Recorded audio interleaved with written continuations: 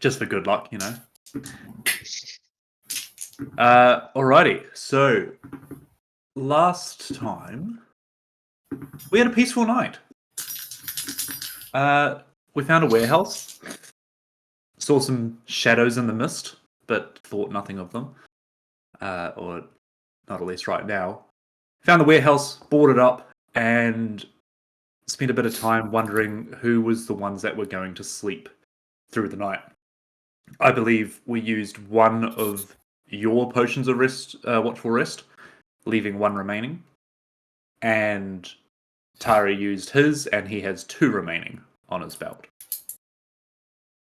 Having a little bit of a forced conversation from Ghost, he got quite clattered up about the whole thing, turning away and kind of being quite ominous about, I hope you make it out, and it seemed very dangerous. He was very scared, at least.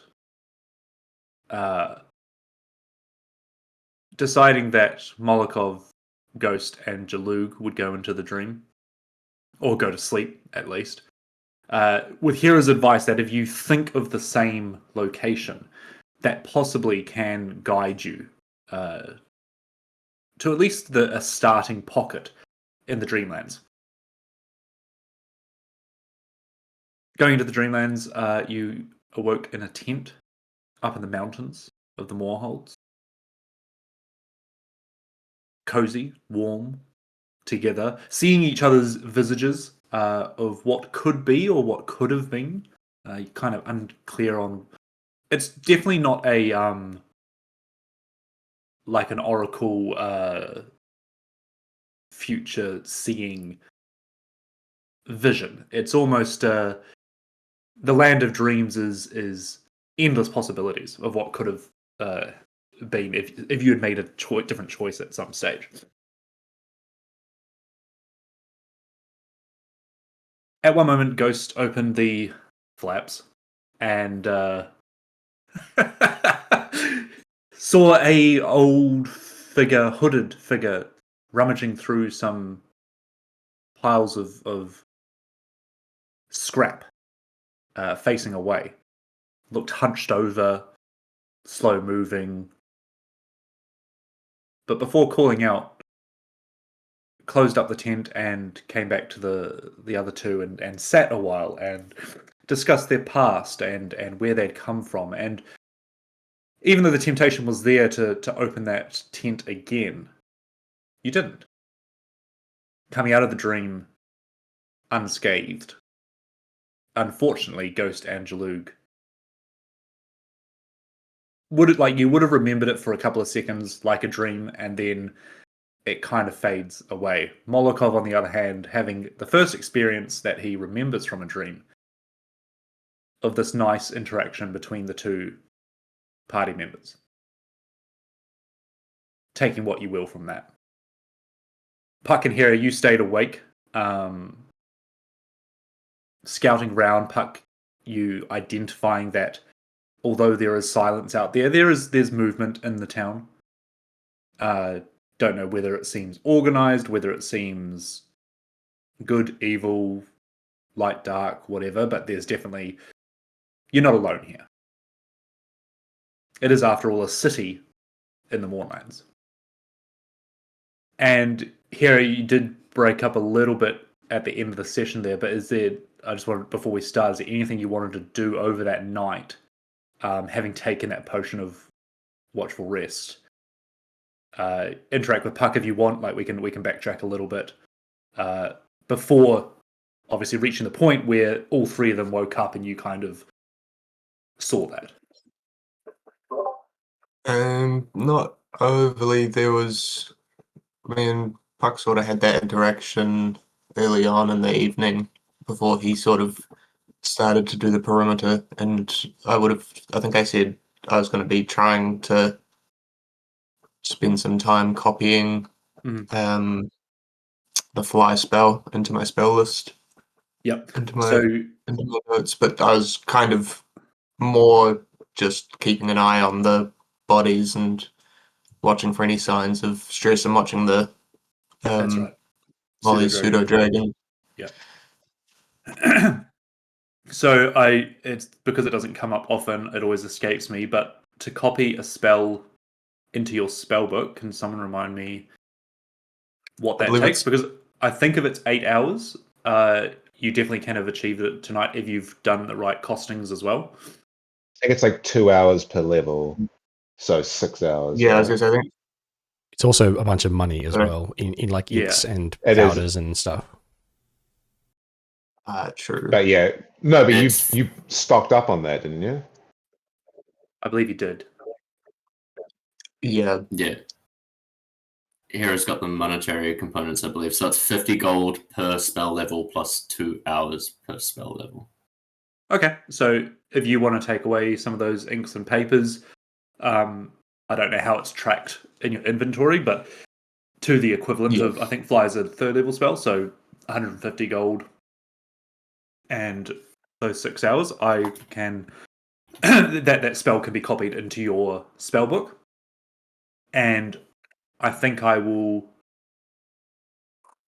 Yeah, I think copying the spell into your spell book, you have the spell and you still have the scroll. The scroll will remain for a single Yeah. use. I think that Yeah. that you're not casting it.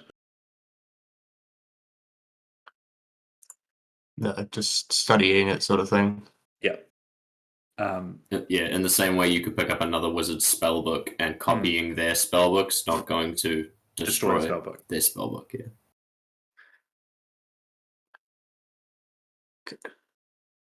So you now have the spell fly.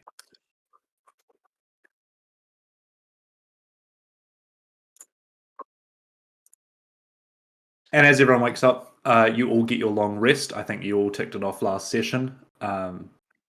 You can prep your spells for the day. You can get ready, so on and so forth. You all kind of start packing up your bags and unboarding this place and start making your way to the geothermal factory. Make a moment.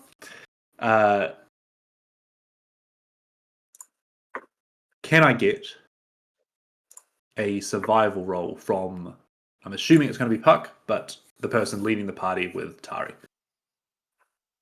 Unless anyone else was wanting to. I do still have a map. Yeah. Which I've been working on. Yep, survival. That is... I have an inspiration, and I'm going to burn my inspiration for the good of the party on this, because that was not a very good roll, unfortunately. That would have only been a 12, which doesn't... Not terrible, but doesn't feel good enough. Sure. I'll let you do the reroll, but for your knowledge as well, because you're adding to this map, you found some things at Skyreach as well. Basically, the DC is lowering.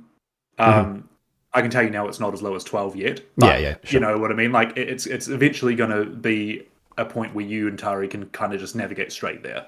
Yeah, What's your that's second good. roll? I rolled a 16, which makes it an 18. Wonderful. An 18 means... Can you give me a D6 roll, please? Juan. Oh. That's what I think it is. Very nice.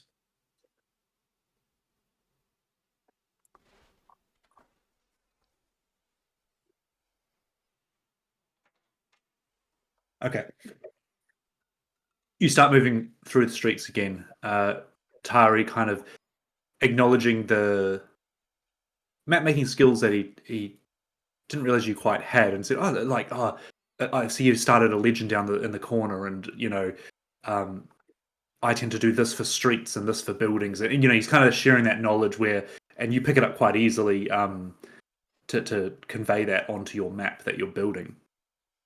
As all of you start moving in a line, and this is actually very fitting, since Jaluga's not present, but will be at the back of the party, kind of keeping watch.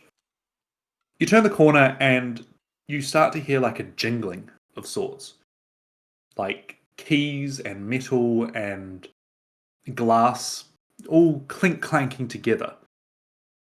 In front of you, you see what looks like a cube of sorts with two spindly arms coming out the side and two spindly legs down the bottom, and on its back, it looks like it is carrying bags as a duo drone rounds the corner, leaning on a stick that it seems to have found and crafted into a kind of walking staff, and is crossing the street, kind of ahead of you. It's crossing in front. It doesn't seem to acknowledge you as yet. Sorry, is it big? It probably stands about 4 feet tall. The bag stands about 8 feet tall. Okay. On its back. I imagine like when we heard it, there was sort of a bit of a signal from the front of like, pull into like a doorway kind of thing. And just like, so like we're all like against a wall or something. And sort of, yeah, like, I don't know, Puck will certainly look back at the others and be like, what is that? Because it looks like it's mechanical as well. And so I think from his perspective, he's like, is that a weird warforged? What's... I love him. You already have one pet.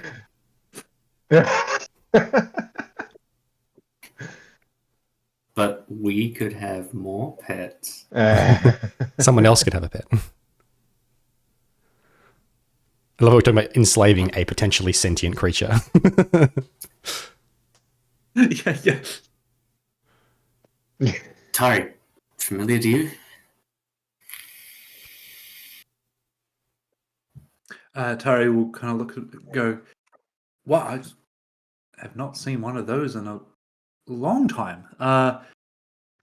Creatures that were given sentience, some say from a plane, but mechanical drones that were used for going to marketplaces and servicing merchants, carrying their wares and being on hand." They were able to mix things together and craft things on the spot. Do you think it's still friendly after all this time? We can find out. Shall we try and talk? Yeah, I've got it. Just stay in the doorway for a Yeah. second, and I'll look towards it and speak into its mind just in common. Ooh. Just say, "Oi, friend. Are you friend or foe?" You see it kind of stop and be like,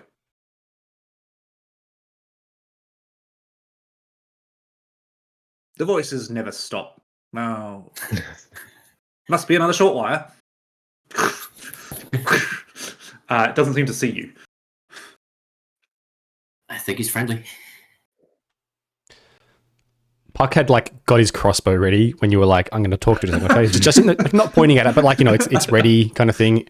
He'll sort of let that go and step out into the street and call out to it. "Excuse me." Stops and turns around.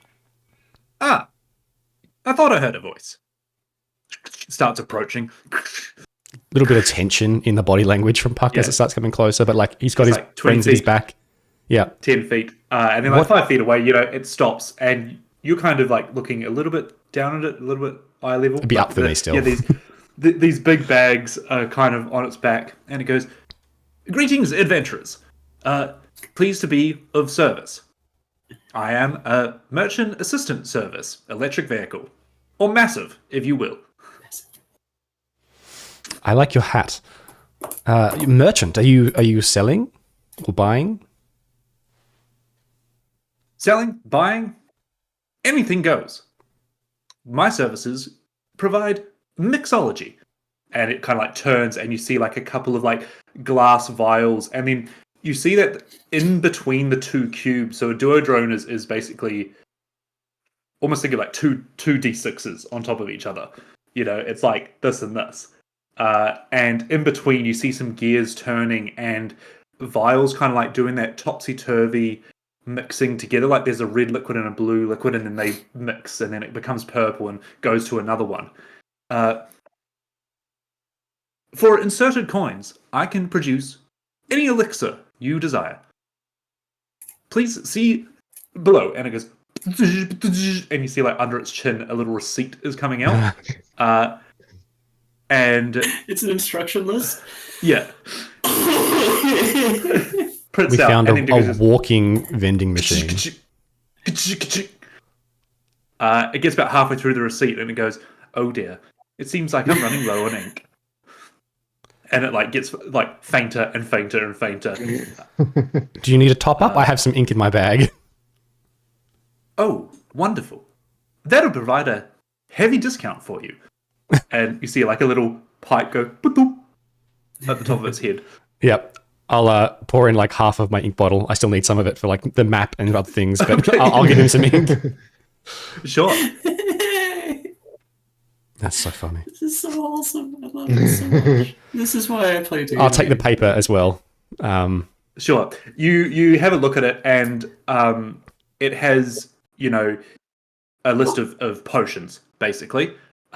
So what you can do is, where have I got it here? Common, uncommon, and rare potions are available on this list. And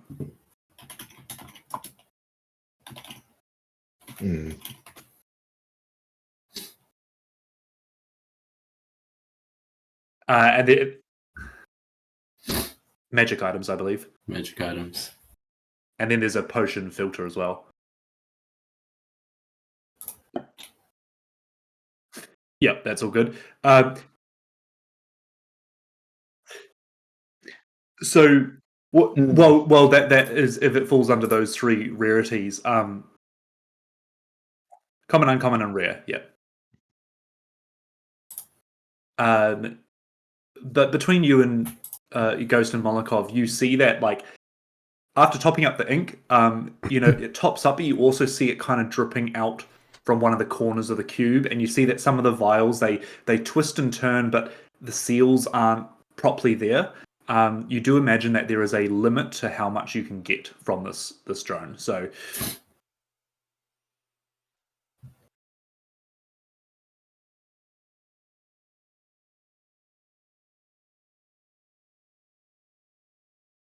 oh, cool. Leaving Discord? Yeah, well, I know. I clicked on the link. Yeah, cool. Yeah.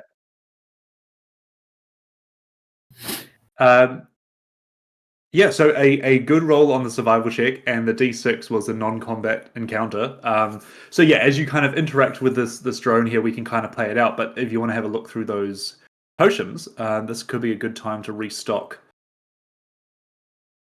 your stuff.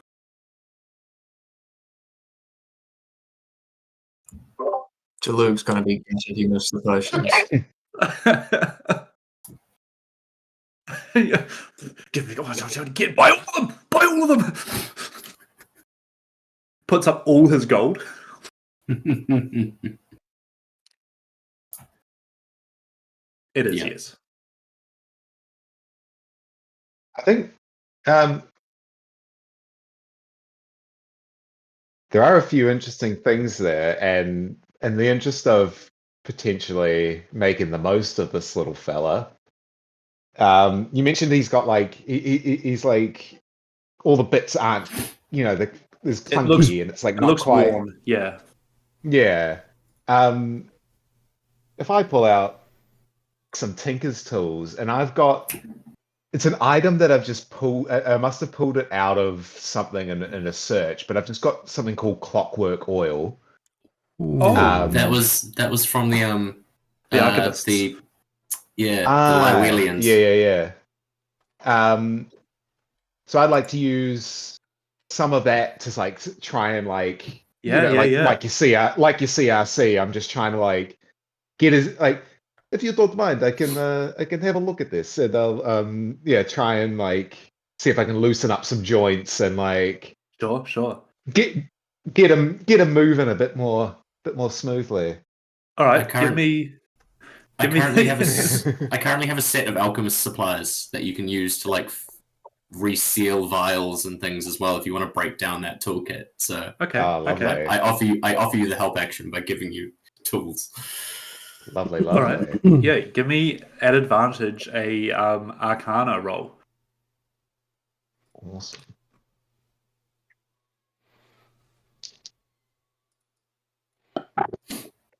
It's an 8. One of them is a 1, but we got an 18 on the other one, plus a D4, which is a 4. So Nice, 22 nice. plus my I get, what is it? Plus just proficiency, I guess, and Arcana. Oh wait, Arcana. Your Sorry. Arcana.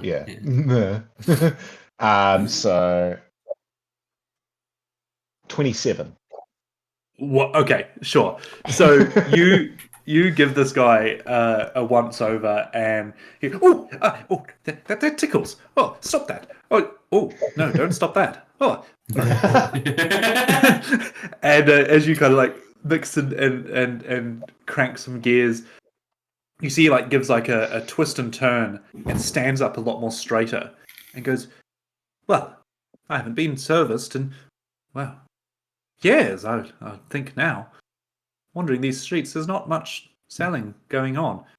Thank you for that. Caesar like turns one of the vials and pours it in, and it seems like I can, make something quite good out of this. And you have increased his limit of how much he can produce for these potions. Lovely. Nice.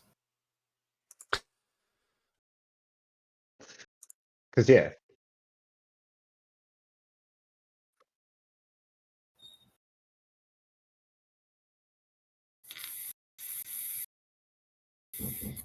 Oh. That's cool.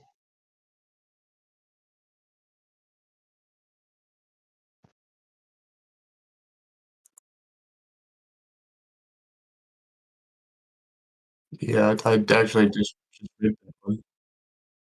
Which one, Dale? That clairvoyance one, I was just reading that one.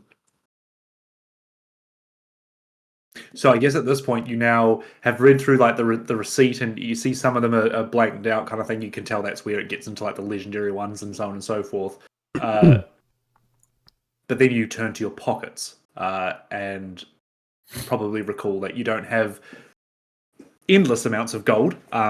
And it explains as well that like,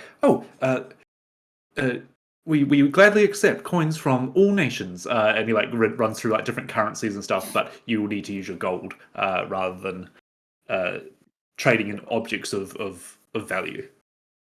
Yep. Does this little instruction sheet have cost of rarity? Julie probably does. Oh. I mean, Potion of Watchful Rest is a common potion, so Yeah.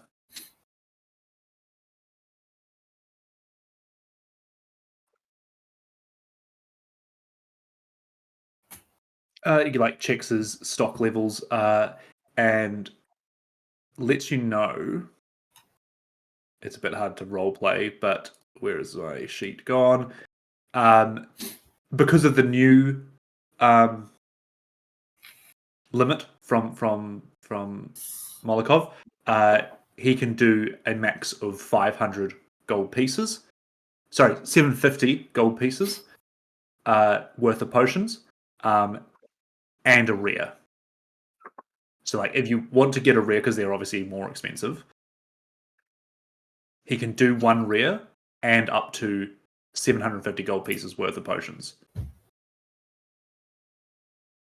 Oh, sorry. So, common is 75 gold pieces.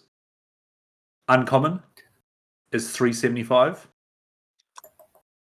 And a rare is 1500.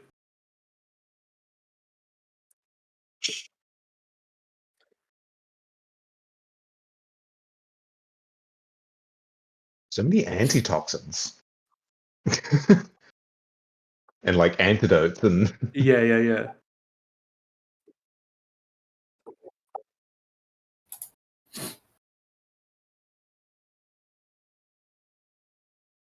Yeah. So it was lower than that, but then revitalizing him has obviously increased that. And I think if I can, so Jalug has 200. Oh, hold on.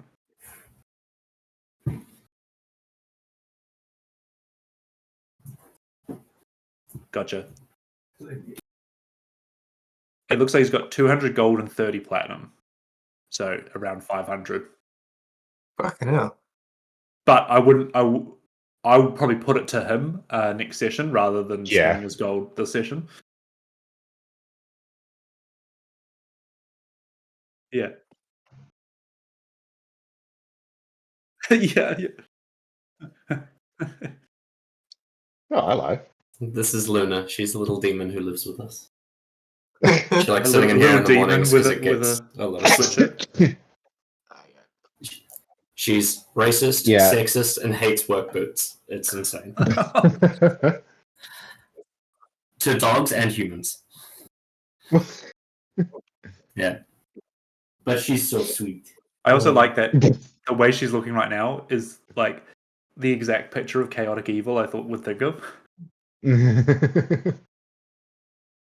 How could this face be evil?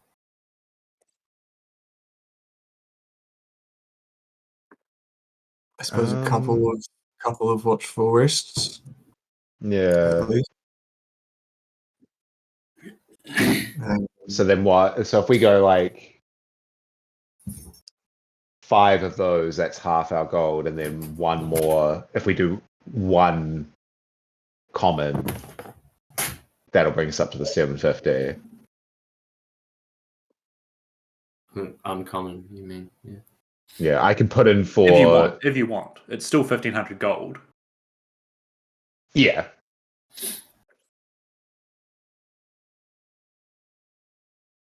Mm-hmm. Yeah, did we want to grab any just like healing potions or even greater? I'm not too bad on. I've got 2 graders. Yeah, I've got 2 graders and 2 normals. Yeah, okay. Ooh. He's got a couple, yeah. Okay, I think we're fine on health potions then.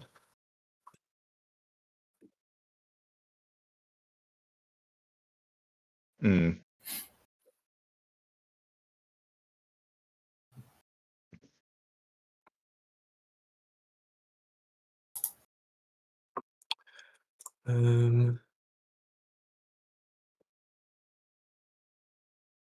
I mean, in the rare potions, there's some fucking sick ones, but we're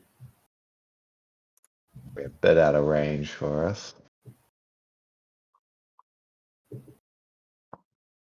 And the other ones I was looking at was potentially potion of resistance or potion of pugilism? Pugilism? Pugilism. Oh. God damn. Nice. Potion of comprehension might be handy at some point. Yeah, I'm all out of those now. Because you got the spell right, Hera, but that's a spell. Yeah, I do have the spell. But for the sake of someone else being able to. I'm not there. True. And that's probably in some way. Probably a thing to think of as well as splitting the party is what happens reading when it sends me into a crazed frenzy. Yeah, what happens if someone goes down when you read it? Maybe have a think about that kind of stuff, that you're starting to get into situations where it's like, what if Ghost fails strength because of the orbs? What if Hera goes down but she's the one controlling a dream or something? And that could be something to think about. So as the Duodrome Massive, he starts making these, he twists on his top and the bottom moves around as well, and you see that he makes little kind of injection vials. So they're not potions, they look like little quick like Jed, you've played Cyberpunk recently. Stim packs that you go or just like hit into your arm, little asthma inhaler kind of things.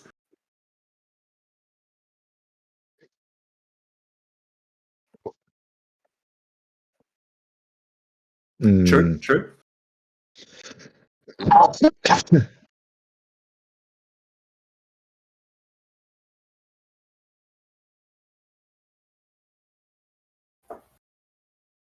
Not bad.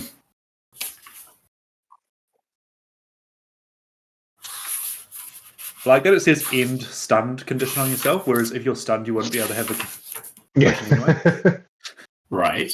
I guess someone could give it to you, but I've still got the yellow cloak on, so I'm okay for that. Potion of Hill Giant Strength is uncommon. If anyone wants a strength of 21 for a minute. 10 minutes? A minute? 1 hour? that's not bad. That's not bad. Yeah. It would only increase it by 1. Because it's almost more beneficial for me or you, Puck. Yeah, to for someone who get that like to be able to.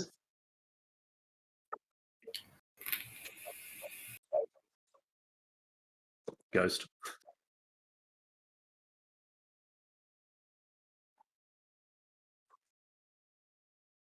Always a good one.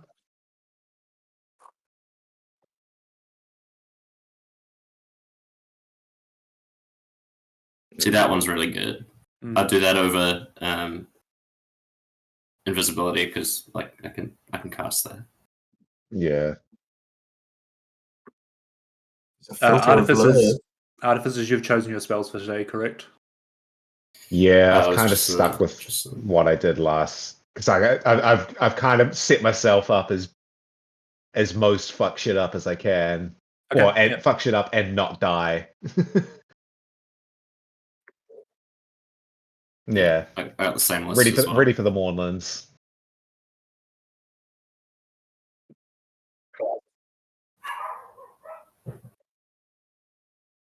Yeah, I reckon that's not a bad idea.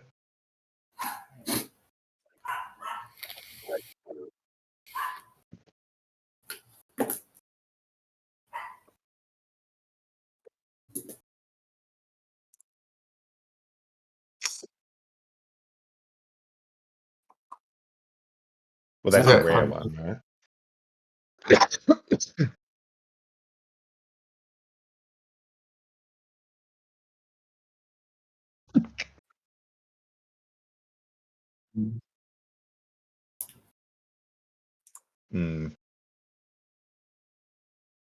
Why not a potion of fire breath, my dude? Sure.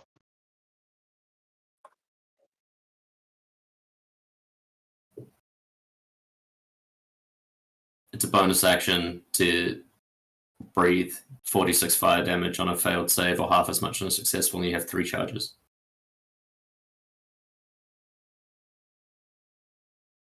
Excuse me, sorry. That's fair, but even like Hera could just breathe cones of fire for 3 rounds.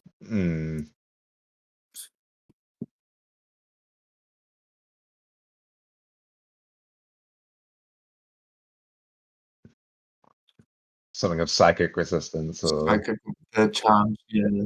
What was the charm thing you were looking at? What was that one called? Ionic Fortitude. I like the sound of that. Yeah, I think that's more likely to be.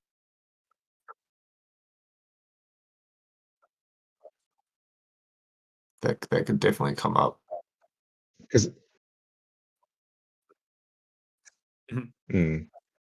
advantage, yeah. I think it's advantage against.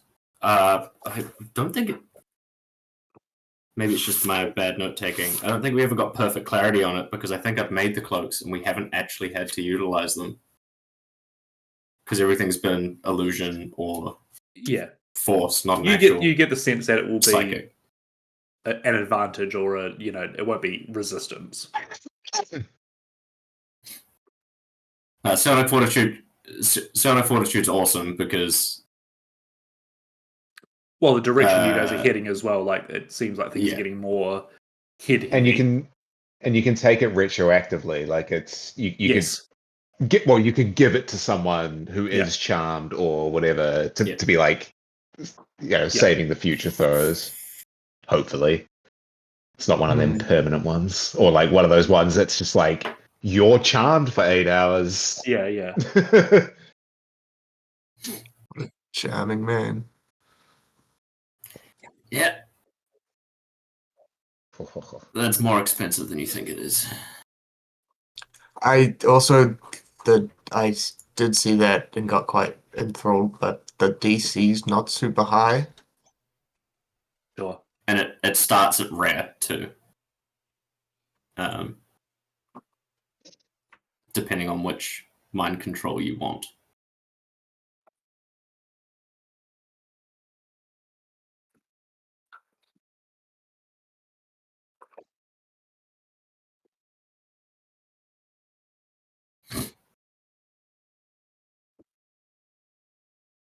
I agree with that.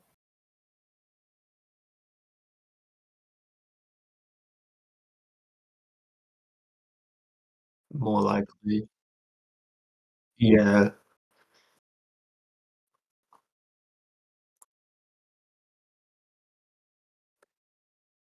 Mm.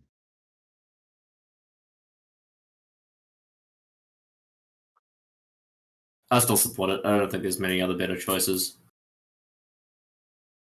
Look, the thing is you don't have to buy it as well. Like, I know you made that comment about when we're going to spend our gold, but at the same time, you don't have to spend it. Can I say, is there any other common potions that you would want? I'll tell you what, why don't I mean, yeah, you could look at more common potions, but why don't we also just leave that slot for Chaluk to make up his mind next week? True. Yeah, the or just uncommon the other half. Either one more potion, either one uncommon or 5 commons, or how whatever combination of. Yep. Yeah. Yep. So, Jalug, when you're watching this, you can open D&D Beyond. The link is in the Discord. And you can select your other potions and message me. Cool, thanks. Continue watching.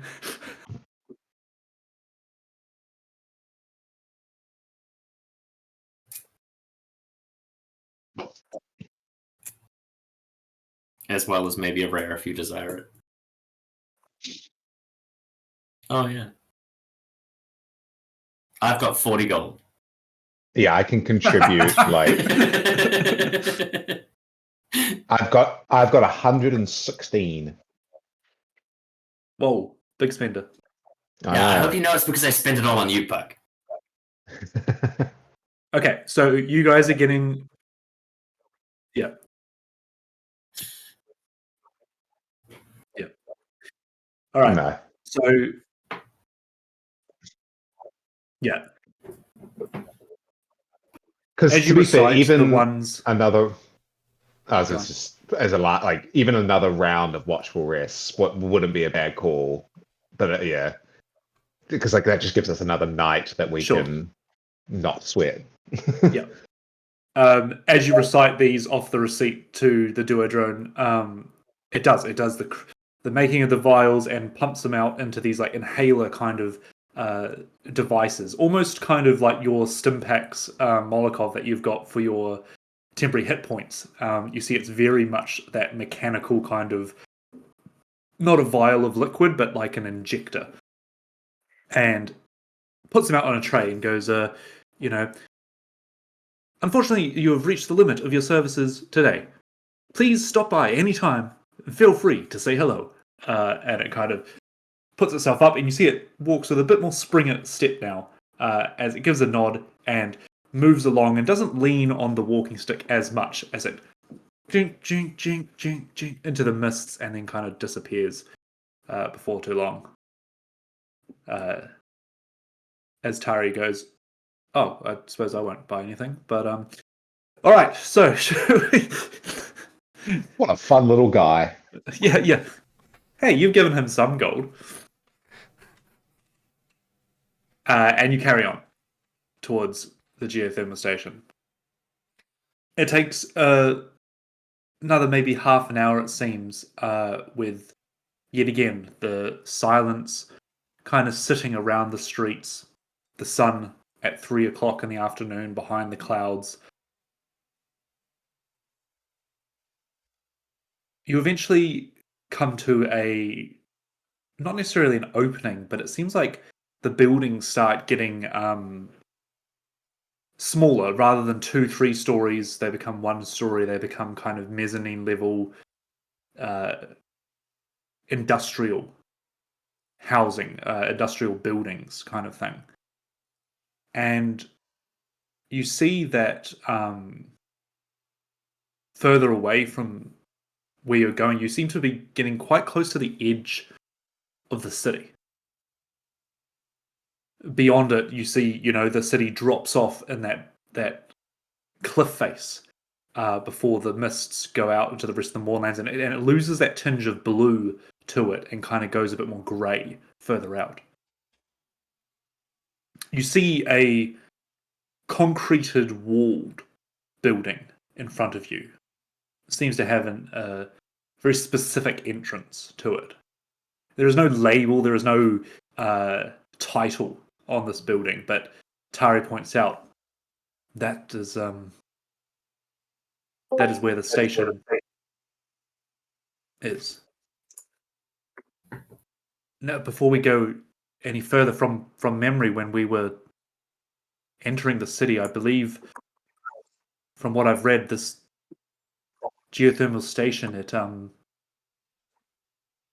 has a main entrance that goes through the factory and to the engines that power this place. But there is a second outlet on the side of the city where the air intake is located. I don't know what route you would like to take, but as far as I'm aware, those are our 2 options. As we stand outside the 3rd geothermal station.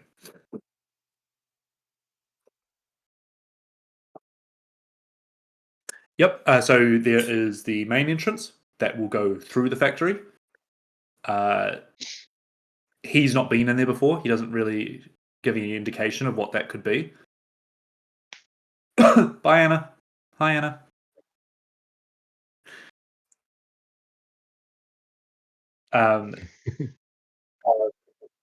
And the second option would be to come around the outside where the air intake is. He says that probably is a little bit more dangerous, but it could also get us further into the I don't want to keep saying factory, but like further into the complex than going through the front doors. But then you're he relates it actually back to Skyreach and says we could enter in further deeper into the building and then have to fight our way out, or we can go through the front door and fight our way down. Assuming that this has hostiles in it, which you could probably safely assume. Dale, just a quick recap. When you dropped out, you've kind of reached the edge of the city, and there's a cliff face off to the side. Concrete all around, a main entrance, or Tari is suggesting that we could go through the air intake around the side, down the side.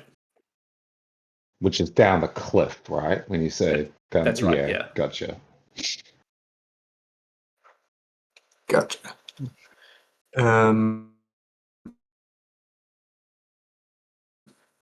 I think front door maybe this time. Cool. Well, I can fly.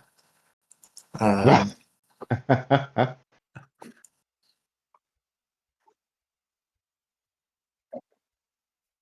you want another recap, Jed? Or did you get that?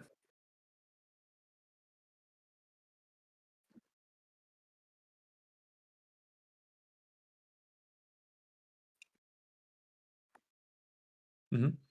This is true.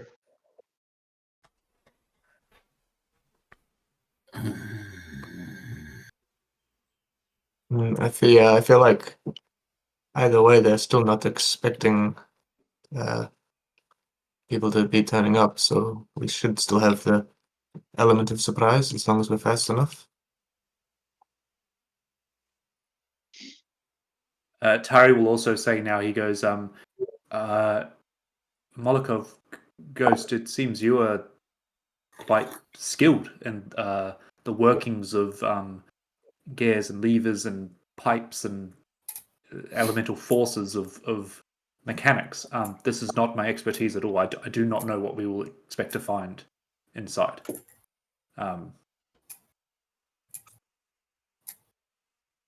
Just kind of giving you a heads up that like he's not been in a power plant before. Also, what is our plan? Clear it out and turn it off? What do we? That's a good question. Try and figure out what they're trying to do with it and stop them from doing that. I have a feeling that turning off the whole city is probably not a great idea. Of course. See where they're routing the power. Just like the Skyreach. Figure out the intentions and try and use it against them. Yes, we just don't have a dragon shard to utilize this time. Might be a bit of a different plan.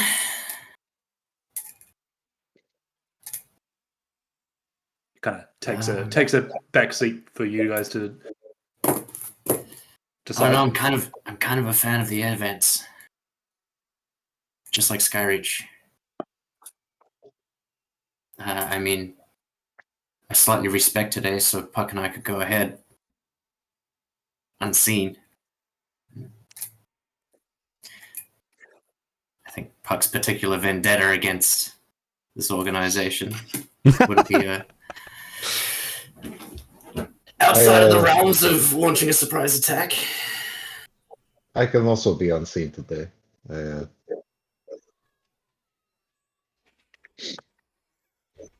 Had prepared for this.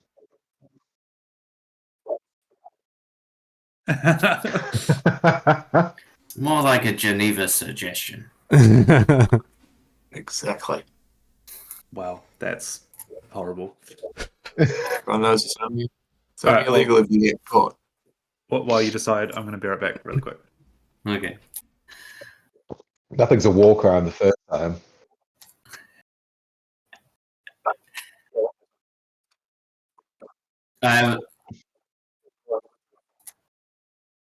It has. Yeah, it's going to be tough, I'm sure, because this is an air intake. I imagine we're going to have to fight the whole way there. And I'm not 100% sure of my own abilities, but there's options. And also getting to the big guy in the core. We're just assuming that that's the case, actually. It's not a bad thing. And if you can actually get right in behind it and fucking slip a blade between its shoulder blades, then all the better.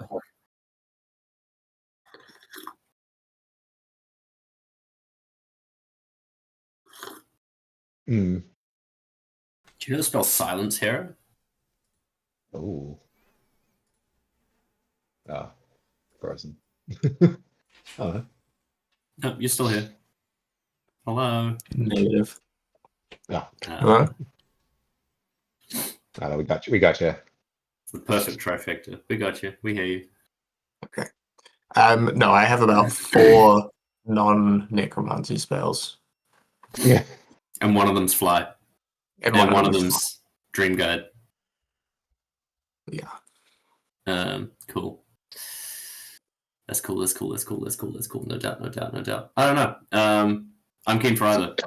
I have a plan for either two. I'm not. I mean, hey, just talking as fucking people. Yeah, guns blazing means a big fight. I suppose. Mm-hmm. So the only real problem is we don't know necessarily where we're going to come out if we go through the air vents as well. Mm. We don't exactly know what we're going into through the front door either. Yeah, this is also true. Good call. Yeah, I'm happy with air vents. If we want, I can be invisible as well, and then The air vents are on the side of this cliff, right? Oh, is there a map I just totally haven't seen? Oh no. No, I think Reese described it as. Yeah, it's sort of like where the glass plateau starts dropping off. Yeah. Yeah. We could just pretend to be Amazon workers and be like, no, we have a delivery. We have to take this package to the top floor.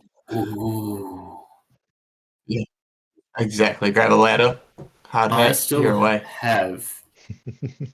I still have a emerald claw necklace. Oh. Ooh. What is a penannula? That is a word.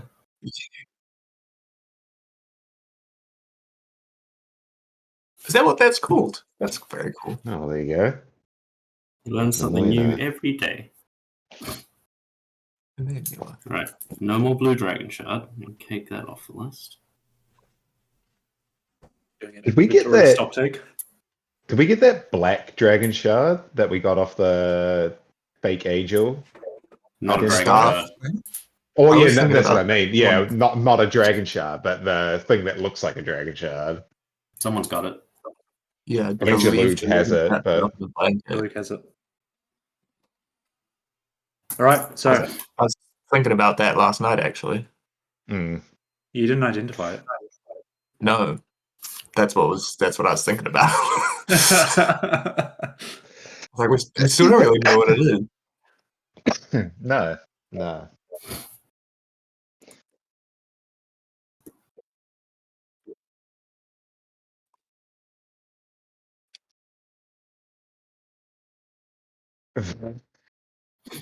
You sold the platinum hand. I remember that. Yeah, I don't think you sold it, no. Yeah.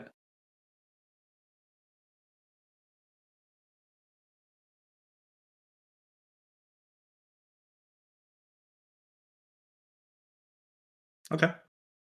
Sure. Oh.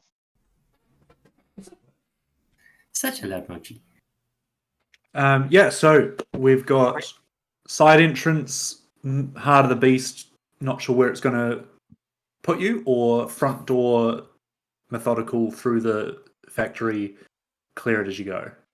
What kind of when we say side entrance, is that like, so have we got like building, cliff, and then like it's directly below it? Yeah, is that what's along? Yeah. So like, and as you kind of check, because you're keeping your distance. You don't want to alert any guards that might be there or something like that. But you check the side of the cliff, and it definitely is. You see pipes going down and kind of going into the rock face where this factory is. So you can tell that the building goes underground. So this front door would be level 1, and it would go into the earth. Or the side entrance you see, but you feel the wind blowing on the sides. It's not going to be a straightforward dip and go. They obviously use that elemental energy of the wind to get air intake into the factory. And this factory powers the city, so it's probably quite a lot of wind. It's a cold air induction system. Yep. Taking a scope from where we are, does it look like there is traffic through a main entrance, like a door that's opened or something walking through? Yeah, you stay for a while and kind of observe, but it seems pretty quiet on the outside. Doesn't seem to be traffic going in and out. But the factory is definitely on. Like there's lights that indicate, that machinery is moving. You can, now that you're here, actually, you can probably hear the hum under the earth of something just generating that power hum that gives off. All right, so through the front is not necessarily a stealthy entrance.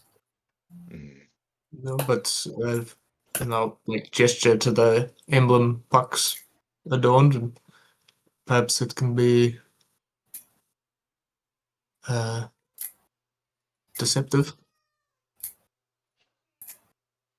I said before that they won't be expecting people, but now that I think about it, as things progress in their plan, perhaps people will be moving around, checking on things. Who are they to know who's involved and who's not? And if you say Veth sent you to make sure that everything was on track, that's not a bad idea. Well, in that case, perhaps you could do both. If you want to try the invisibility thing, I mean, see if that works out for you, but worst comes to worst, you appear and start being assertive, right? You and Malikov. All right. Here, take this. Okay. I'll give you, Malikov, the Emerald Claw necklace I've been holding on to for fucking forever. I can't even remember where I got it. I think it was off LaFon's. Uh-huh. Hey. Oh, that old villain that was meant to have more to do with the story. Hey, he just disappeared in a bubble of you- protection into the depths of a mountain, so he could be anywhere. I've been worried about him since that session. Like, when's he going to pop up again?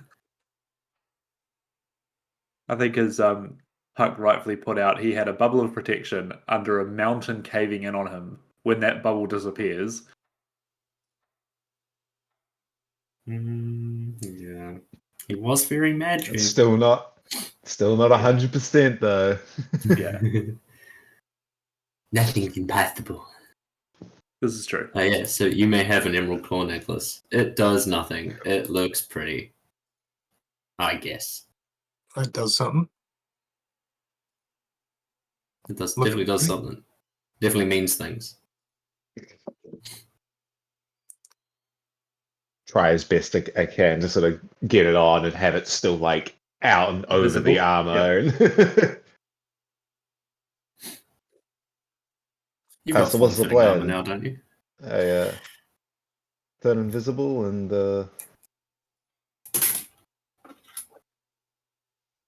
Both of you want to be invisible and just kind of go for it?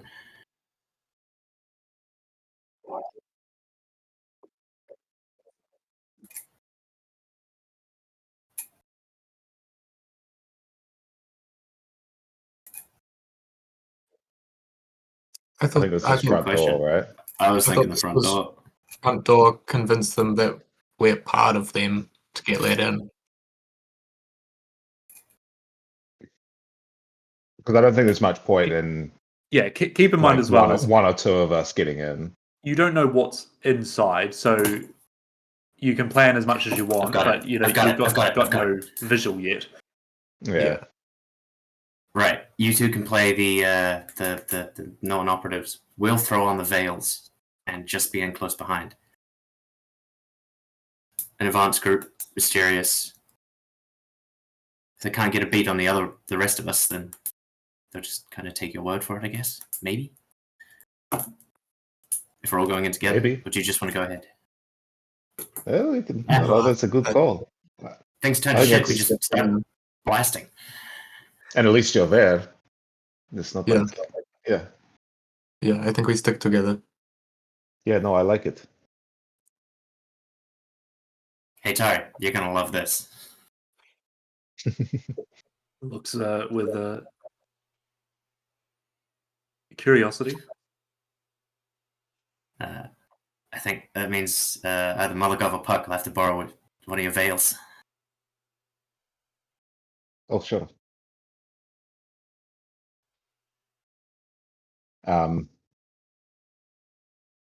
I thought the plan was now. Yeah.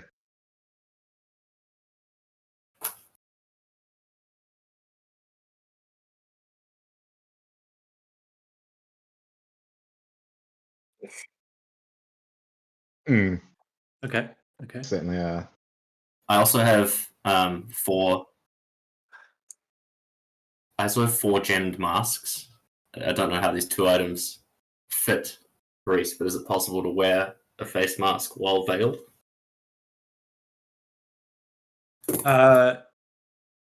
It is. They just won't be able to see the mask. That's fine. That's kind of the point. All right, so you all start dressing up. And by all means, you head towards the front door. So as you do, you see that the doors kind of automatically slide open, and they give way to like almost steps down. You see that now that you're right up against these walls, that the building is kind of sunken into the earth a little bit. And you walk through this main entrance. Beside like iconography of powering making and power to the people and that kind of propaganda that's around, as you all kind of file into this room. And now you can hear the hum around you. The walls almost hum with energy. And in this room, it seems like an antechamber, a first waiting room. And much to the dismay of every D&D party, there is a door and a pipe leading away from the door. As you see this. Molokov and Ghost, can you give me intelligence checks, please?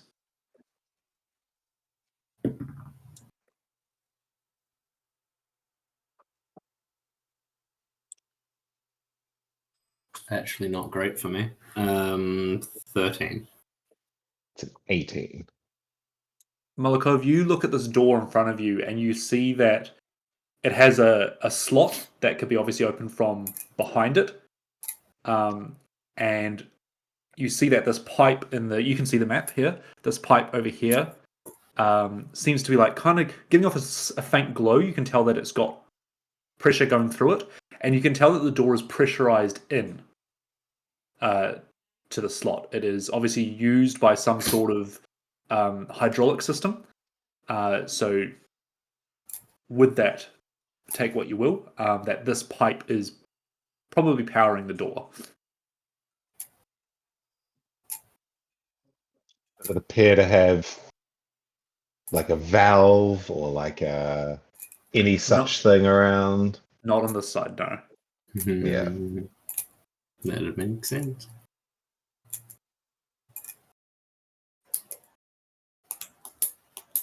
I think this is where you knock, yeah. 1 second. I like just run the tip of my sharpened thumbnail behind my ear again, touch Puck on the elbow and be like, smooth talk, you got it. I'll cast guidance on you.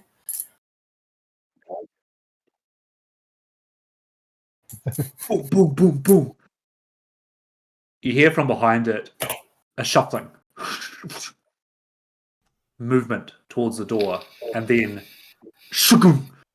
the eye hole opens, and you see Hera. For a minute, you freeze because you see two yellow eyes before you realize the scales between it are part of the humanoid / creature of a snake-like eye. Looks through and I guess looks down and sees Puck standing there. Yes, we're not expecting visitors.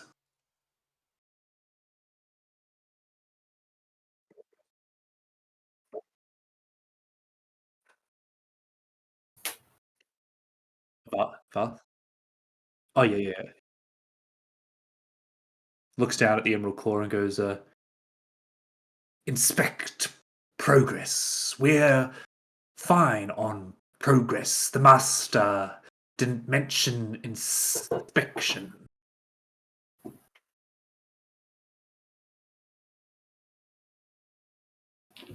All right, give me a deception check.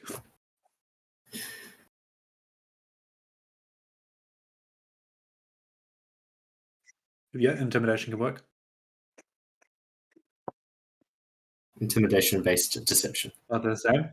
Yeah, for sure. Yeah, you do.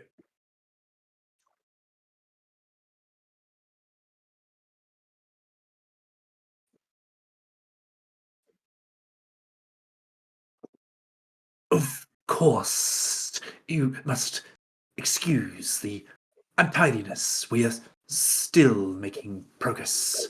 And shuts the eye hole before you hear the pipe to the top there, Molokov.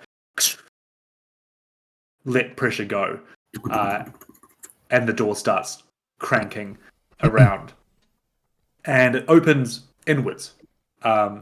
As you see in front of you what looks like an initial power source room, screens that kind of give off a hologram of motions that are going on. You see a pile of dragon shards and dragon shard dust that is used to power things, along with just raw earthy materials. You see plans laid out on a desk, and you see these pipes continuing through this building. And then to the north, you see a corridor which will lead you further into the complex. But standing in front of you in this doorway, you now see the full body of this creature with the head and neck of a snake and the body of a human. What some call Yuan-Ti. Standing in front of you, you see... I'm trying not to let Hera get as aggravated as I know Rogar wants to be. Sure. You can see that this is a transformed person that maybe isn't a shifter that can switch between, but it definitely is that combination of someone that is invited in this change and moves further in. As you kind of all filter in, nice. It goes right this way, and will start moving you up through this place. As you kind of see up the corridor, if you move one square over more, you see that above this room is almost like a, not resting room, but a place where the staff would break.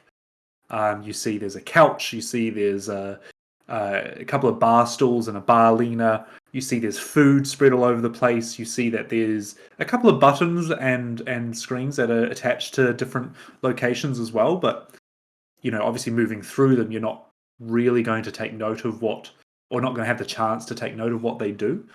As I'll just reveal the next room up.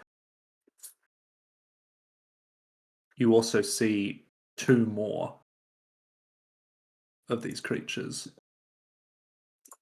Yeah. You said there were plans sprawled out in this first chamber? Yep. Can I stop for like 5 seconds to take a beat on them and just try and pick up as much detail as I can in that short time? Yeah, give me investigation.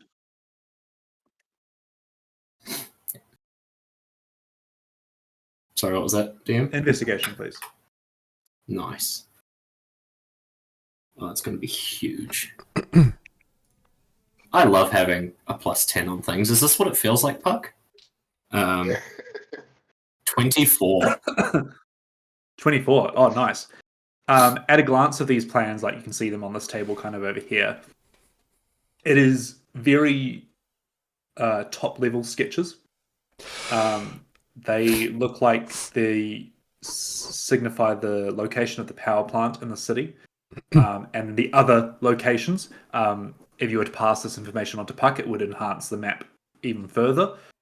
And these plans kind of indicate just the connection between them all, not necessarily the workings of this whole power plant. But what you do see is a kind of like a motto of sorts on the top of the plans that says "Fuel to fire, fire to flow." Dear Lord.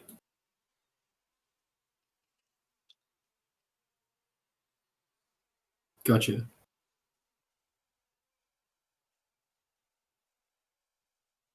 Oh, okay. I understand. As Puck, you get moved into this room up here, and the two other UNT are just also for reference. There is a door to the side here.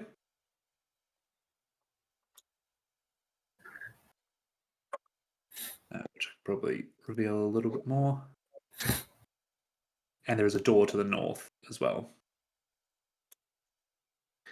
They kind of stand to attention as they kind of hiss and sneer at each other in a language you don't quite understand. Before the one that answered the door will turn to you and go, "Please, wait here while I get the pitmaster. He'll be with you momentarily."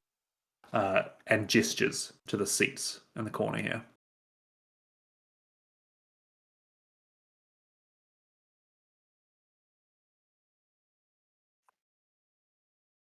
Yep.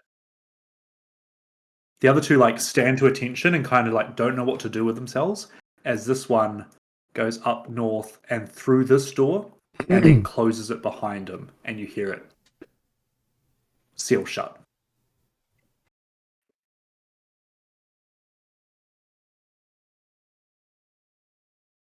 Yep, 100%. Corridor with a couple of doors off to the sides. You don't kind of get a lot from that glance, but you should be able to see it now. That's all good. And then he disappears around the corner. So you're kind of all left here with these two, kind of they're looking defensive. They're looking suspicious, but they also look like they don't want to step out of line. Is there anything you'd like to do? Sure. Yeah. Yep.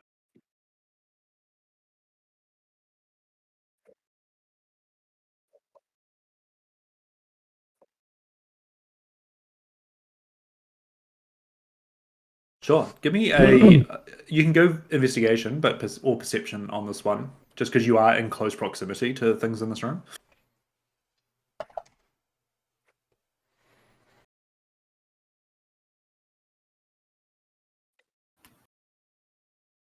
Just glancing around. Yep. 25. So you don't understand it necessarily, but you can see that these pipes are the veins of this building. You can see that whatever is powering things through this building, the doors, the buttons, the controls, all have to do with these pipes. So that kind of triggers in your brain that could be something to either sabotage or take control of. You see that down here, this kind of console here definitely has layouts of doors. So you could probably control doors at least on this floor from here. And then I guess as you kind of round the room through this door to the east here, you see that there is a lot of steam in this room that kind of comes and goes. It looks like there's definitely pressurized mechanics going on behind that door. What are the rest of you doing?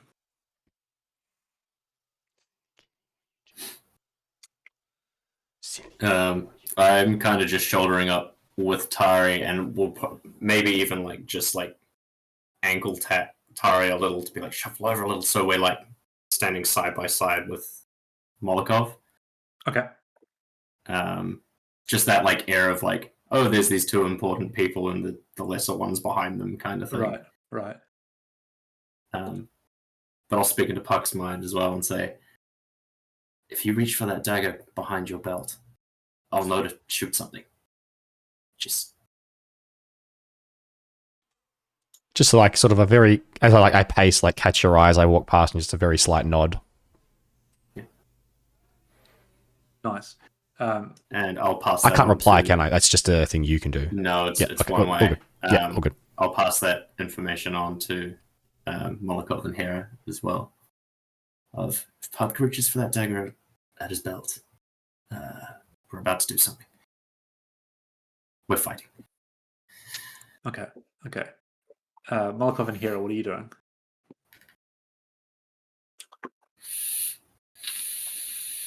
I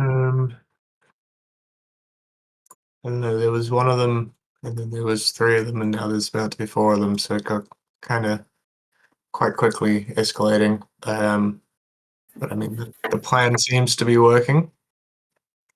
Hopefully the pitmaster's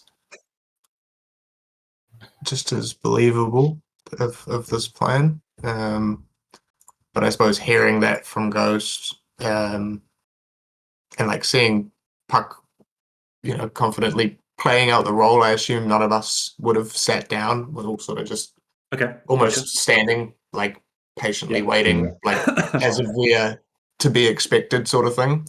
I like it. But we'll probably be gripping around the staff a little bit now that Ghost is reminded that shit could hit the fan pretty quickly, and we need to still be ready to go if need be. All right. Well, not before long, you hear the door depressurize again, and coming back through is the Yuan Ti, followed by, again, quite almost abomination of a creature together, as this person comes through with a golden helm on and a lot more adorned in armor with blue paint down their body, but one half of their arm is completely writhing in snakes as the pitmaster waltzes into the room and almost shunts past the Yuan Ti, coming up to you, Puck, and has this kind of suave about him, and looks down at you and actually kind of kneels down. You can't quite tell if it's mockingly or not, and goes, well, welcome, sir. I was not expecting a visit so soon. May I ask what your purpose here is? Any kind of gestures for a name, like, sir.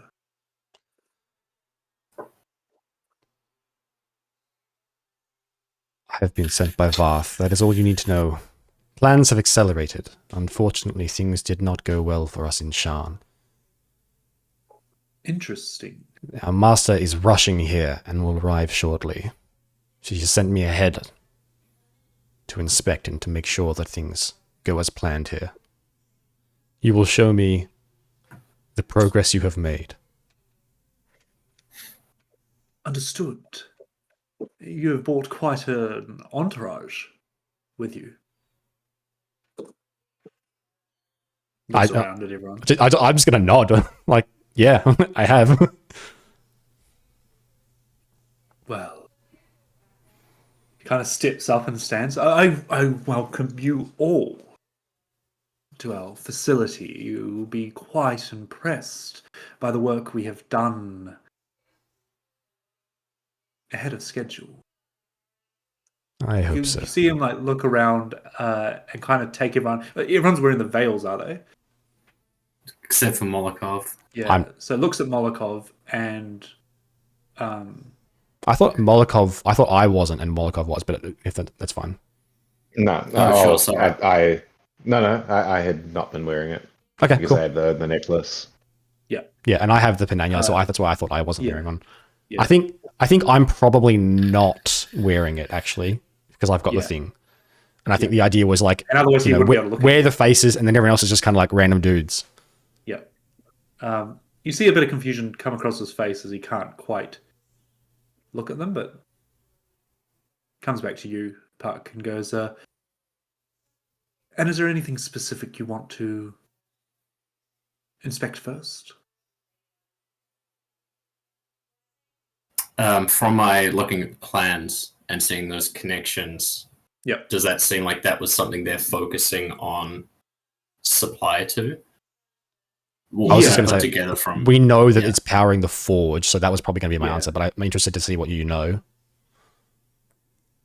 I think both. Yeah, from those, like, these are plans that are on the complete top level. They're just interconnecting all the sites. So yeah, you probably wouldn't have got much from that ghost. I will speak into Puck's head though as that question's asked and just say, fuel to the fire. Getting power to the forge must be important. Yeah, and Puck will say, yeah, reply back to the guy. Probably, hopefully, only just missing a very small pause there. Puck will say, the most critical, we must check the power supply to the forge is secure and uninterrupted. Of course. Well, make yourselves comfortable. I'm sure we won't take too long. If you'd follow me, I can show you. And stands up and moves a step down the corridor. Yeah. I am following. I kind of thought that we were all going to be following, so... Yeah, did he just tell us to make ourselves comfortable? He sure did. I'm gonna wave you guys to come with. Yeah, I was gonna say I will just pick up my shield and go to follow. Yeah. He stops as everyone starts to follow. And says, you must understand this place is quite dangerous for a group to be moving through. Please, make yourselves at home, and my subordinates will provide anything you ask of. And he looks at the other ones, and you see they kind of are almost bowing to him. I'll say, I don't think I'm just going to say back, my companions will come with us. They are more expert in this than I, and I require their approval to pass on. Okay, persuasion check, please. Yeah. Hey, that's good. That's a 19 on the dice, and then persuasion. DM's like, I gotta fucking catch them out somewhere. That's a 24. Nice. That's a natural 1 on my inside. As he goes, of course, and kind of bows down a little bit to you, and moves up the corridor here. As we're walking, I have a question for the party, and also something I want to get out of my backpack. I have a letter that was written by Varth, or signed off by Varth, that we found in the Fire Giant Forge, that she had written and was signed off by her to, I think, the Duke or something like that. Mm-hmm. So that's the first thing. I'm getting that out of my pack, and I'm going to fold it in the way that it has the V signature showing, like if it's folded in thirds kind of thing. That's the bottom part, so they have to open it to read it, but they can see the signature. I'm going to try and get that. I'm going to get that out of my bag as we walk. And the other question is, we also had a mask. We had V's mask. What did we do with that? Okay, someone has it. Someone has it. I'm pretty sure we would have taken it, but I didn't write down that I took it. But I imagine potentially Ghost has it in the bag of holding kind of thing. Yeah, I have a gemmed mask, but I don't think it's her one. That was, I have on session 63, looted an intricate iron flask and Callie's V mask, which had something to do with her mind control powers. Session 63. In that case, you looted it, so. Yeah, I'd say you've got it. Okay, well, I don't think I can carry it. I probably would have given it to you to put in the bag of holding, because it was a big thing. So I don't think I could just carry That's it. fair. Right.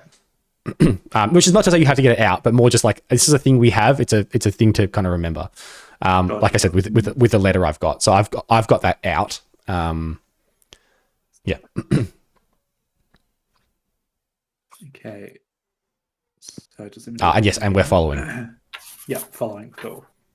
So you leave the other Yuan Ti.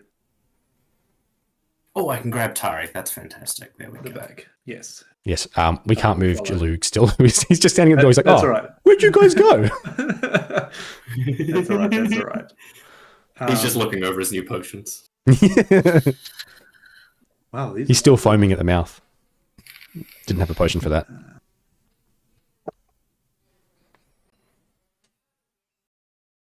Oh, this is quite good then, because both of you essentially have two yellow cloaked, slightly unperceivable entities that like back both of you. Yeah, as you walk.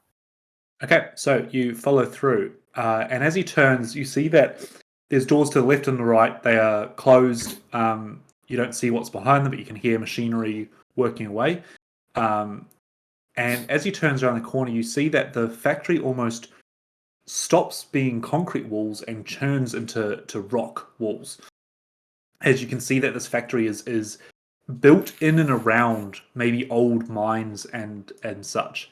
As the pitmaster moves around the corner and you go into a cave that is giving off an immense heat.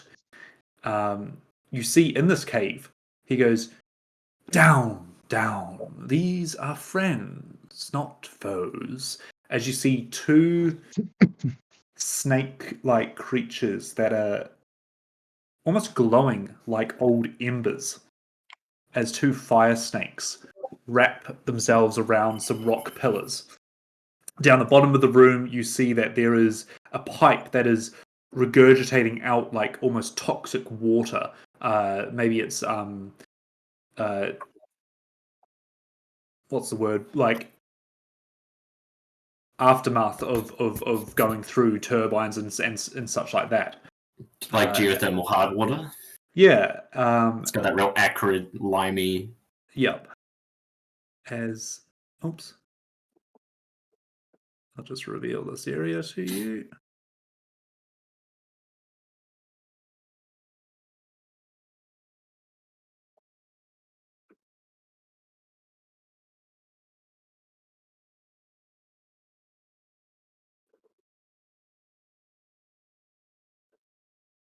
So he moves you into here. And in the center of the room, you see a staircase that goes down further. Down here.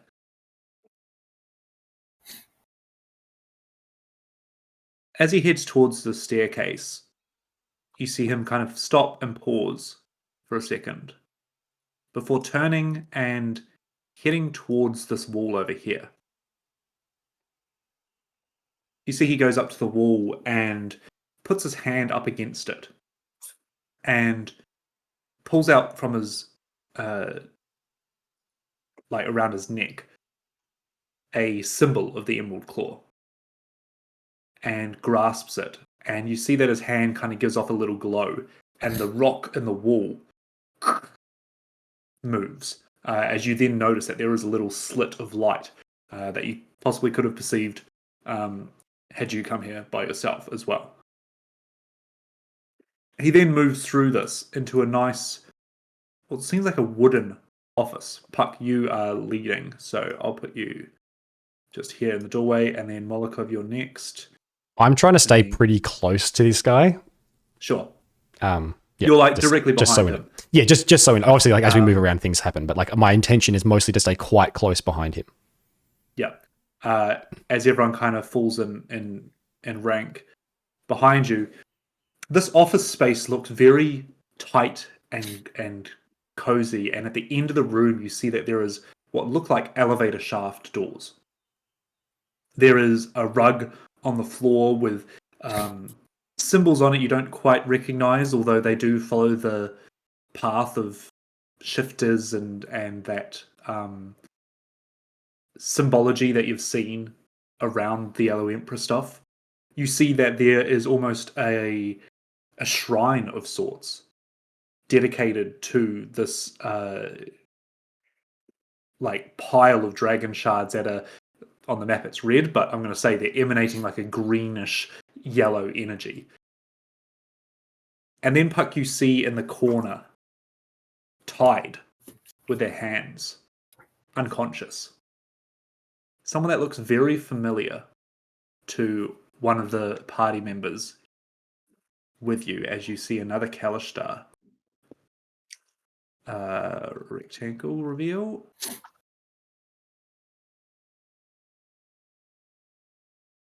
As he continues to walk in the room. Now, I'm going to give you a moment to react as you stand in the doorway, Molokov behind you, Ghost behind him, Tari behind Ghost.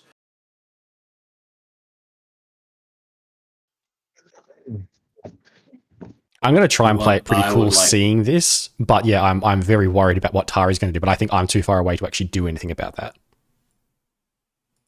You walk in the room, Molokov, you step through the door. I'll probably look behind me as I come in and give eyes at Tari, but that's all I can do. You've got to duck under this rock formation. You've got to duck, and so it's one at a time coming into this room. Yeah, I think along the same lines as Parker, want to say something, but being that I'm not right next to them, don't have any magic brain powers, so I think I'll sort of glance back at Ghost and maybe tap the just scratch the head and then take a step in. Okay, I'm going to get asked for a sleight of hand advantage with that. Okay. Yep. You're being pretty sneaky, but you are one of the ones that can be seen. And this guy is not convinced, but he's and often not a fool. He hasn't had a good enough reason to doubt out loud yet. Yeah. It's a 2 and a 4 on the dice, which gets me to a 5. Yeah. I think what I would do as I was in the front, I have that letter, and I think having seen this person, I am going to produce the letter, pull it out and be holding it. I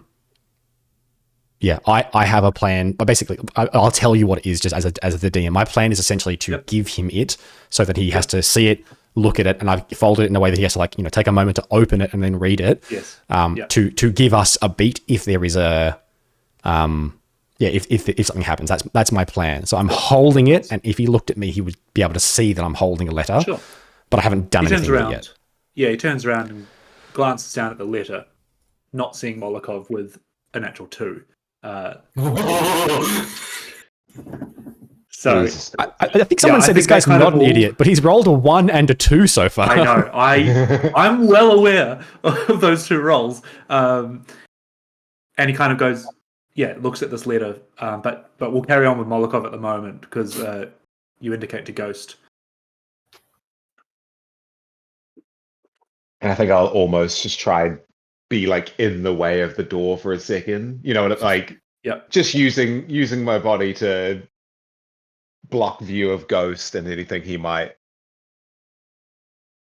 I suppose Ghost needs to see it though. No, never mind. I think just trying to keep it as natural as possible, stepping in. Ghost? Yes, I will take a step forward. And I imagine I see a Kalishtar bound in the corner of the room. Yeah, I'd say everyone else takes another step forward as well. I have no idea what Hera's up to. Tari is right behind you. Yep.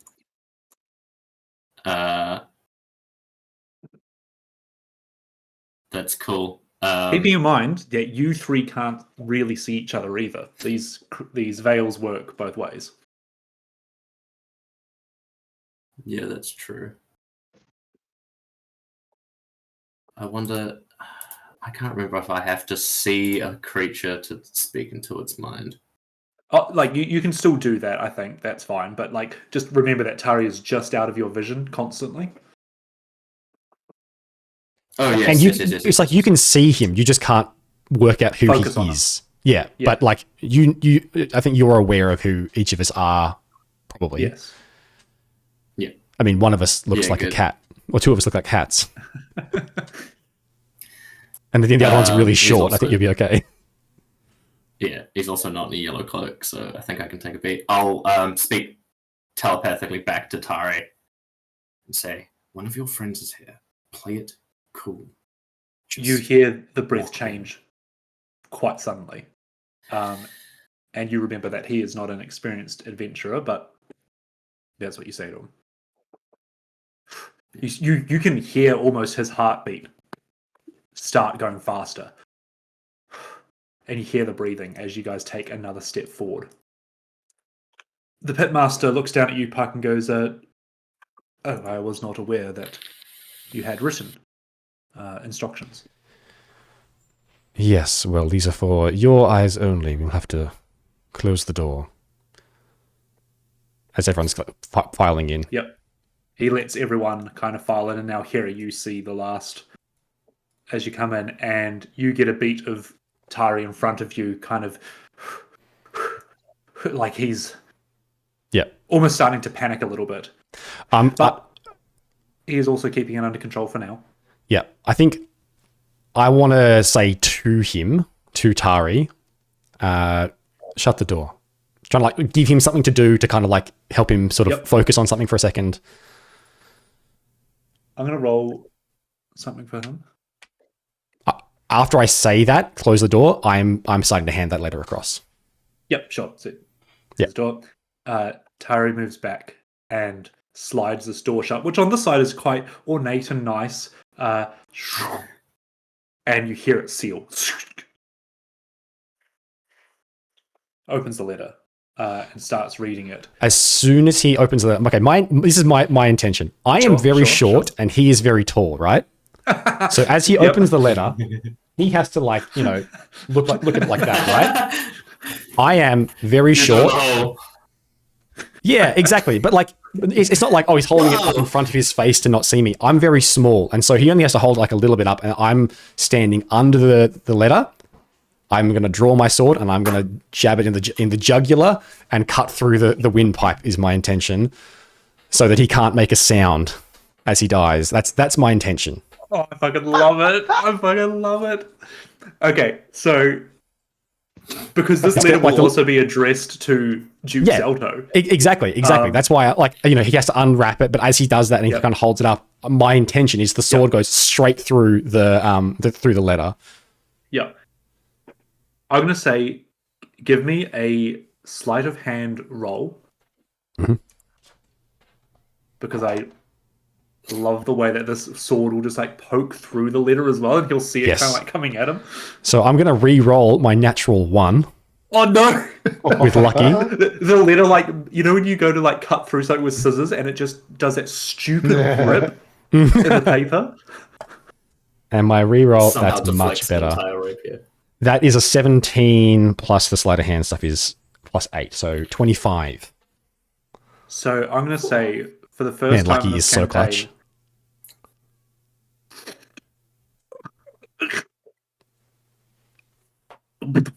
Falls to the ground. Yeah, I'll try and catch the body a little bit.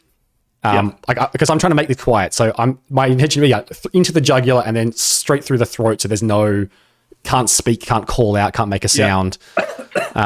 You see, and then, I probably don't do a good job of catching him because I'm tiny. The spell casting you could have done, silenced the yell out he could have done, silenced the reach for any weapon or anything as he falls down. And you give me a strength check just for fun. Yeah. I don't think it'll be very good. Oh, okay. That's flat 13. Yeah, he falls on top of you, and you kind of like you make a bit more noise than he does. As he falls down, and you catch him. No initiative required. As you find yourself in this room. This is why we take copious notes of the things that we find. Oh, okay. Well done. That felt so good too. Yeah. Well done. Yeah. Well done. I'll nod over towards Tari and like go help your friend kind of thing. Straight away, he's just like, Zatara, and runs over like a loud whisper and like goes and like cradles her. He's taken off the veil even, and she's unconscious. And he's trying to wake her. Doesn't seem to take any effect, but he looks back at you guys like, this is Zatara. One of the adventures I was telling you about. Like he's out of breath. He's held on for that long. Like he got a 19 on his like composure check, I guess you could call it. But yeah, he could have easily just been like, huh! That would have been a different story. Someone, can we help her? Is she conscious or is she like unconscious? Completely? No. So Molokov, you're closest by, so give me a medicine check or such. Yeah. Jesus. A 5. A 5. Like, doesn't seem to have any wounds, but she's not waking up even though he's like shaking her. Oh. Come on, Zatara, come on, wake up! And you see him like reaching down for one of his potions of watchful rest, and like grab, like he's fumbling around. Come on, wake up, come on. Is anyone else doing anything? I think I'll just try and calm him down. I'll say, she's okay. Let's just be calm about this. We can wake her up, but we need to be quiet and we need to be calm. Yes. Zatara, come on, Zatara. And then he pops the cork of one of his potions. Hang on, but isn't that... Yeah. I'd just be like, wait, isn't that the resting... Hang on, just let someone else have a look. I'm not good at looking. I'm not like good at medicine stuff, so I'm seeing if anyone else wants to. Yeah. But I'm gonna start looking around the room / the body. He doesn't.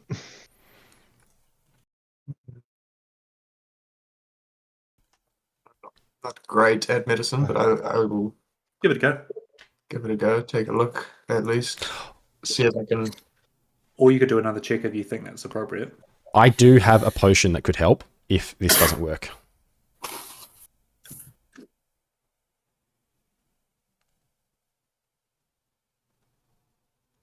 Nothing else really. I suppose I'll use just medicine to see if I think that she's unconscious or asleep. I suppose is more what I'm looking for. Sure. That's a natural 20. Nice. Actually, very appropriate that you made this roll. You see that she is not unconscious; she is in deep sleep. And as Tari is trying to wake her and stuff, you kind of get two thoughts. The first is, if her mind is in the Dreamlands, then ripping her out of that could be harmful. And it's kind of something that was playing on your mind as well, maybe in this last night's rest, is if something went wrong, how were you going to save your friends in there? You already know the thing with Molokov that happened the first time when he died in the Dreamlands that took an effect into the real world. The second thing is that if she's asleep, then she will wake up. It's just a matter of when. And for meta's sake, you can tell the Pitmaster has a sleep spell ability. Jed, you probably remember it when we walked out of the tomb and he tried and cast it on the whole party. And we were like, nope.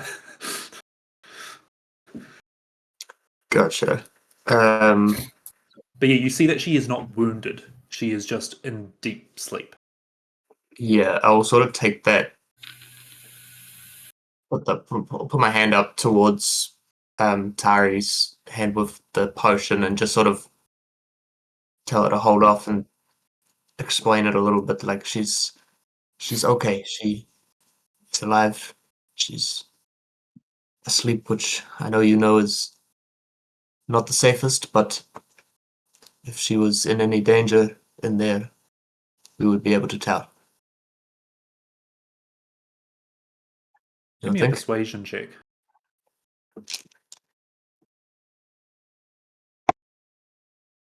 Ooh, that's not as good.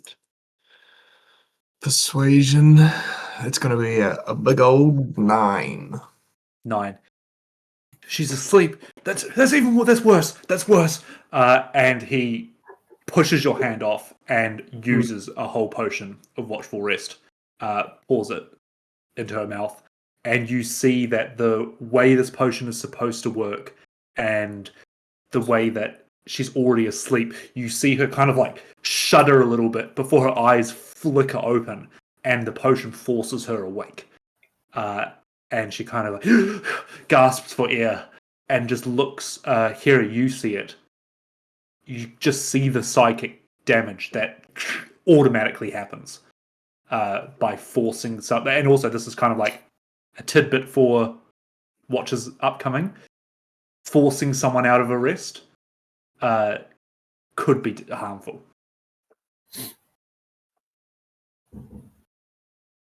Without the correct means. Yeah. Zatara, and she kind of looks up and is confused for a second. Where am I? And she takes a moment to start waking up. I'm gonna I'll probably just hand it over to Hera, but I also had the veil. And I'm going to give it to Hera to pass on to her, so she can also be a bit more incognito. The new Zatara can also be incognito. And then I'm starting to pick this guy's pockets, looking around the room, trying to find anything. 100%. What is this crazy glowing crystal? All that sort of stuff.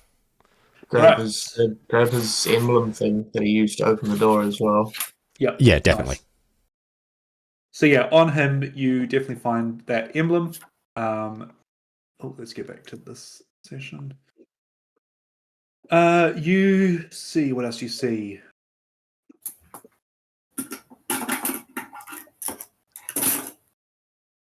You find a journal that is on him.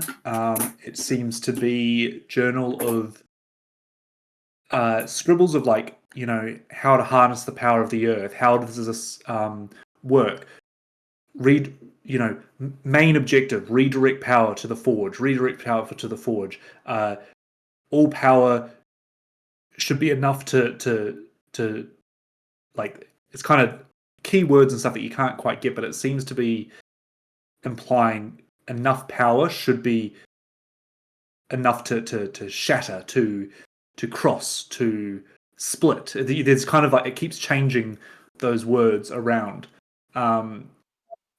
And then at the bottom of one of the pages, it says they always forget the basics. No flame without fuel, no lift without steam. Heat alone is not enough. Puck's probably a little confused by that, and he'll pass it over to Ghost, who's standing next to him. You're like, I don't know, what do you make of this?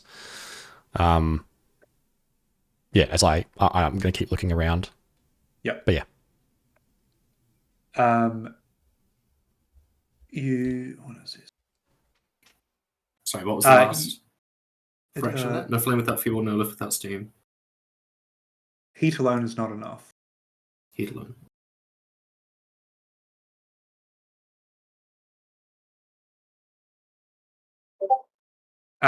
You see that this shrine kind of looks like jagged pieces of elemental rock. They're not necessarily dragon shards. They're kind of, humming bits of coal and earth pieces that have got elemental energy in them. And you remember that elemental energy is used to power the machines through Eberron. And you see that there is a little bit of fire elemental energy, water elemental energy, air elemental energy, earth elemental energy here. But the iconography on the ground all seems to be dedicated to this dream state of power, of this figure that, there is no yellow emperor on the ground here, but those tentacle imagery that all kind of link into the yellow eye in the center of the rug. Other than that, he doesn't have any special weapons on him or anything. Just that necklace that obviously was an access point. And you see that the books here are more kind of, they're not an engineer's office. This is a cultist's office of sorts. You know, it's the occult, it's the spell casting. You can tell that he was a spellcaster.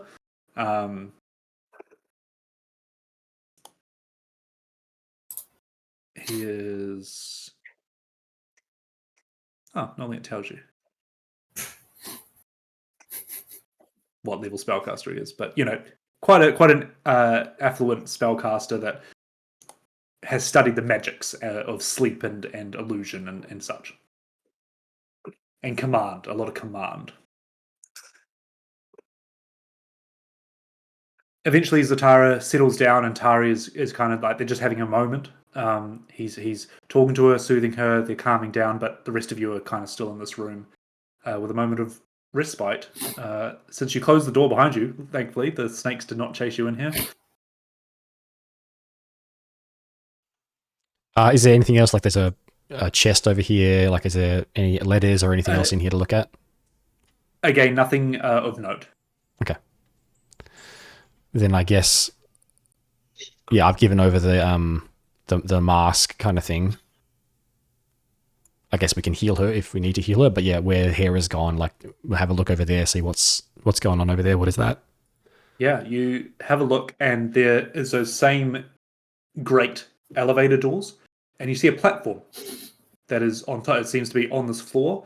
Looks like an old mining shaft elevator, but at the end there is a panel, and there are 3 buttons there. There is a red button, a green button, and a blue button. Yay. Are they vertical or horizontal? 1, 2, 3, like across a platform. And is one of them... Sorry.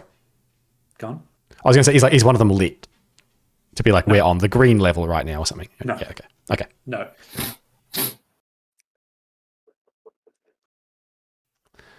Well...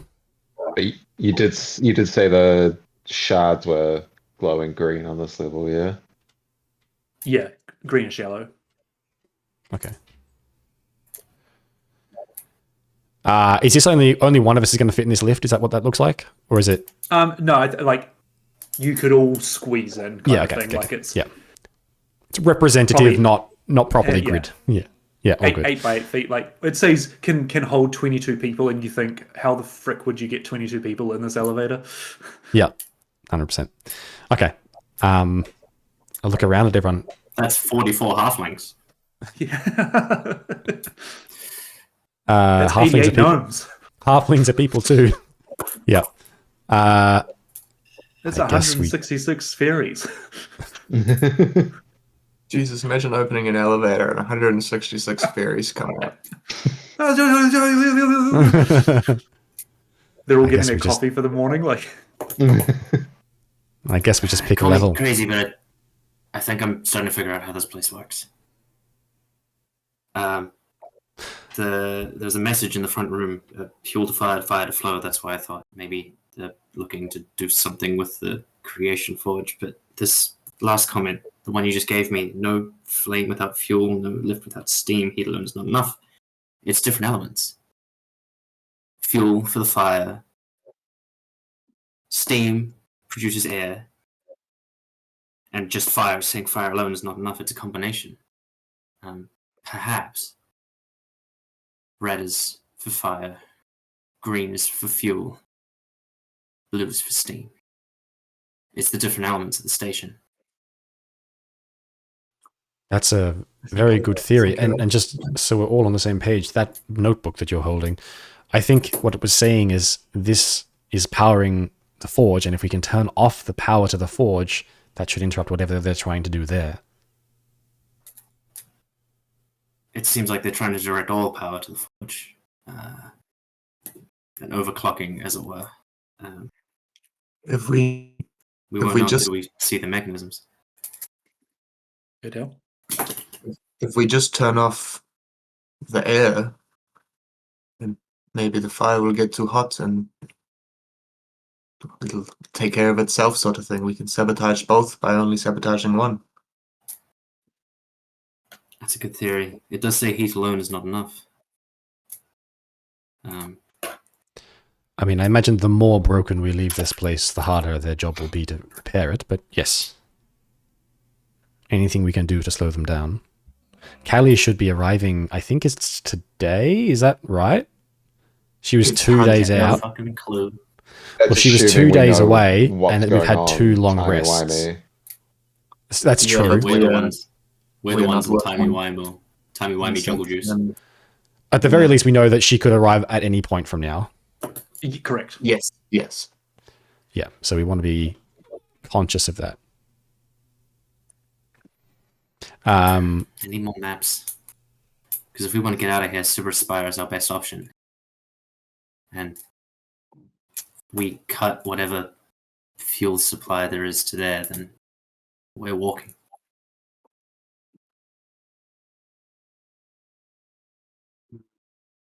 I think we have enough arcane prowess between us to operate the spire without the full power of the city, perhaps. It's worth a shot. Lift. What could they use lift for? A flame without fuel.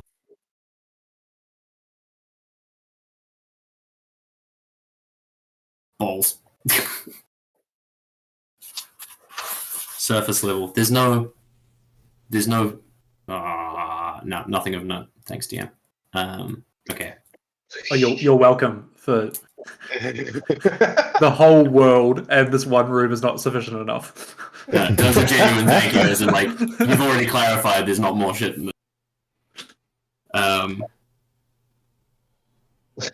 That's a good idea here. Like Thanks, Steam, DM. Steam reviews, like 1 star. The pitmaster's office wasn't as detailed as I thought it would be. All right, well, the guy running the game just kept giving us hints. He just didn't tell us how to win. Shall we just pick one of these levels and go and find out? I think that's our best bet. I think fuel. Go on. Yeah, I've seen that thinking face. Okay.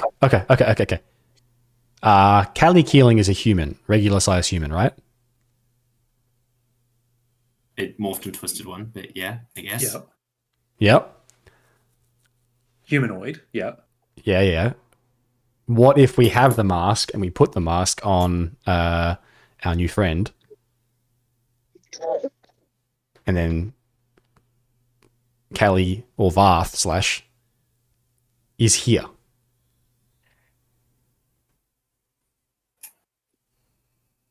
That's an interesting approach. You look over at the 2 Kalashars. I was going to say, you mean the... And she looks pretty worse for wear. Tari is still holding her and over her, speaking words of comfort, looks back at you guys and goes, she's not strong, she's weak. Perhaps the 2 of them stay here in the safe room, and we go forward. I still want to help. You can tell he's conflicted. Is there anything I can do from here? Please don't blow the place up while we. You didn't tell us about the bomb last time. I don't think there's anything I can do from here. No, he more just says that as like he wants to stay with his friend, but also like you can tell he's quite shaken. Yeah.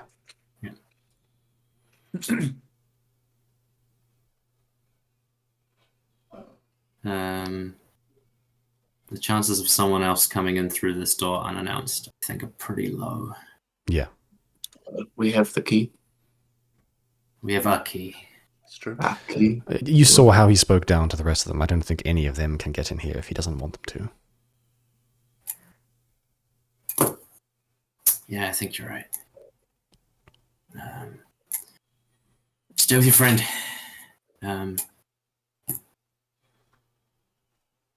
I guess just stay resting. We're gonna go and figure out how to cut the fuel supplies to the Creation Forge, and Okay. I think we'll be back to get you out. He turns back and goes, "Don't worry, these are good guys. These are heroes. We've got a lot to learn from them."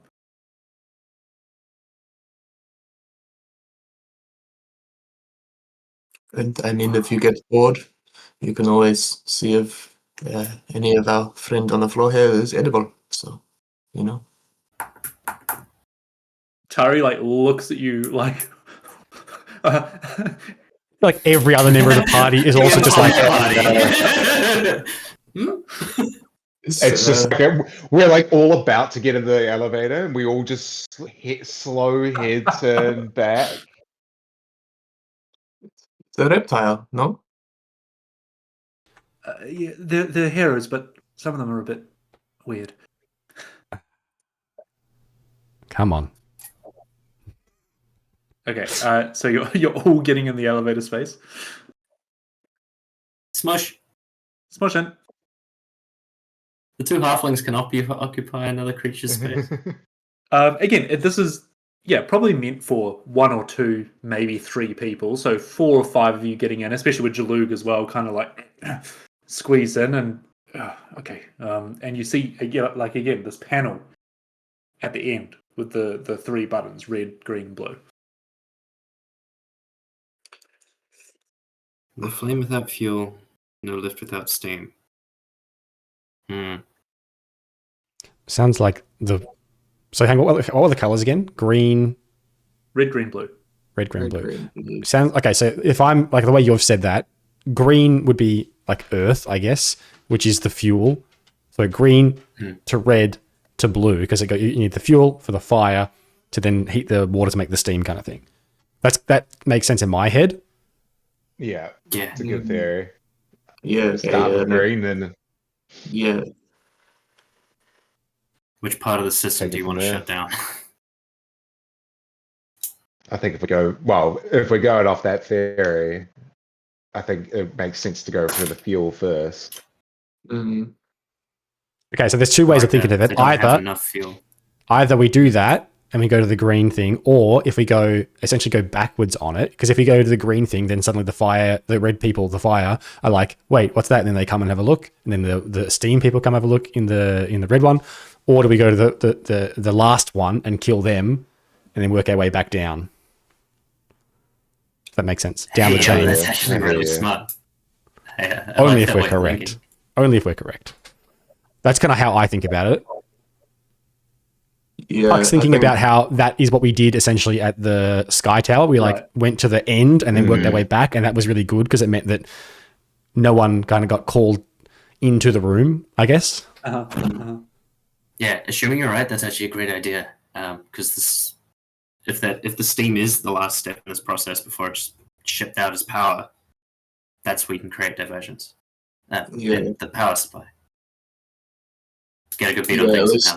At least if we take that first, then the power going out starts to falter to start with. Good plan. I'm all for it. All right, so we're going blue first then. Yeah. I will prepare with my briefcase, so the first thing I do as we're exiting this lift is getting Envy out. Oh, sure. Perhaps. That's, just, it'll be an action rather than stuff happening.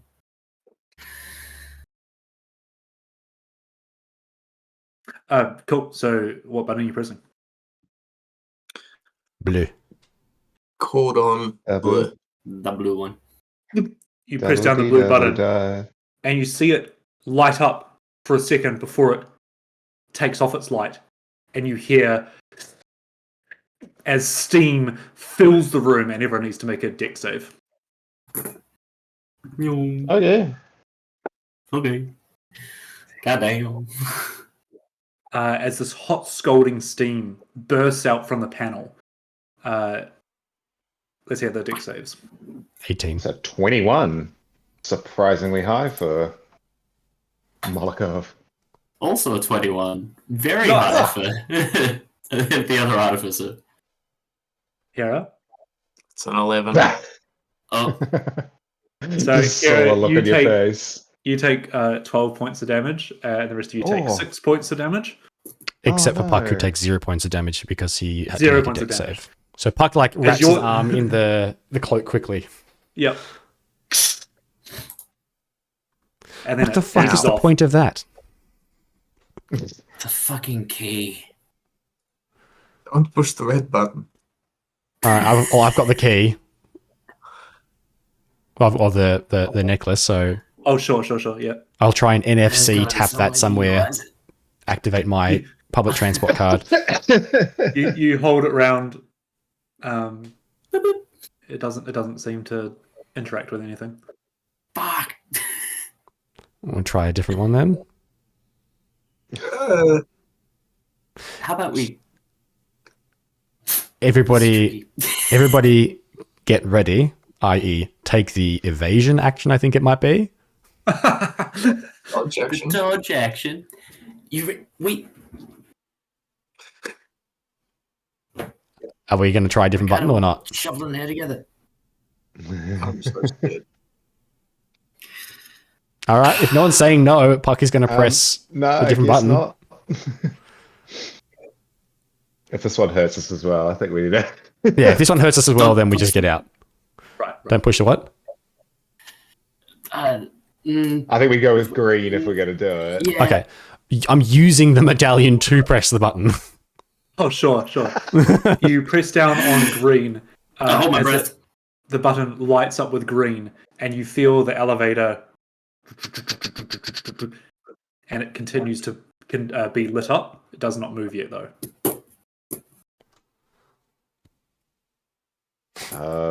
Can I investigate what the fuck this control panel actually does then? There seems to be power to the elevator now. Okay. Okay. So fuel to fire to Steve. So try fire now. Yep. We'll do that. We'll press You the red press one. the red button, and it lights up and continues to light up as you feel the heat. Yep. Press and the then other one. Press the blue button, and you hear the steam on the outside of the elevator as it starts descending. If you had gone with your initial plan of green first, you nailed it.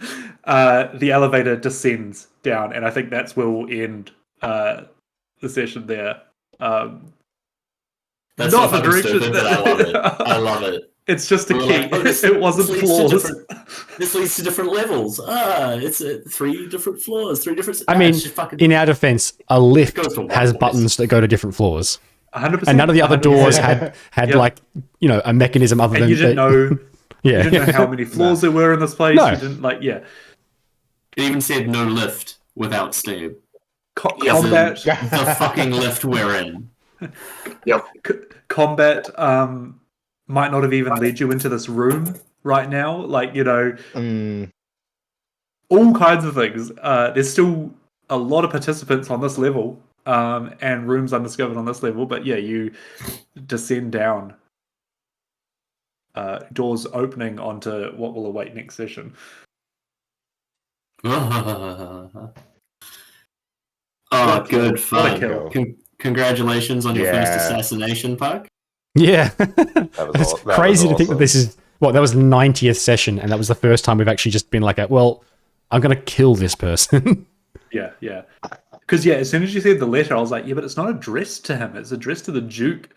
That's gonna completely blow your cover. Oh, well, not completely, but at least Yeah, it's going to make you very suspect. Yeah. Yeah, that was my intention. I was like, it's enough to distract him for a second in a way that I can position myself that it covers me because I'm very short, and then we'll see what happens. Oh, that was fun. You also imagine what is it, a 5v1 combat in this room? Oh my god. Yeah, so in our Tomb of Annihilation campaign, we exited, I think, one of the last tombs we had to visit to get a piece of a puzzle or something. And literally in the book, it says you walk out and there's 4 pitmasters, 20 UNT, 2 monsters, almost a dragon kind of thing staring at you. Yeah, it's a fight you can't win. Yeah, it's a fight you can't win because they then take you prisoner and go and see the main villain. That is the next chapter of the adventure. Yeah, we're like, well, no, we're going to fight these guys. And our DM was like, okay, cool. 4 of them cast sleep on you and only put one of us down. Yeah, I think there was a counterspell. I think I might have counterspelled one of them or something like that. It was like, we just did enough to not be screwed over by that. All fall asleep. Yeah. And then we had a huge fight where I'm pretty sure that like 2 people went complete. I think you got knocked out twice. I made 2 failed death saves. Yeah, and then someone else got knocked out. The DM called for a break and was like, he sent me a message and was like, "Are you okay if your character dies now?" Because we were pretty much about this far into the story. And I was like, 100%. Like, if I fail that death save, I'm gone. And then I think our druid got to me, revived me, and we slogged through that fight because there were so many of them because they weren't even meant to be a combat. No. Yeah. It's meant to be you don't want to have this fight. 26v4.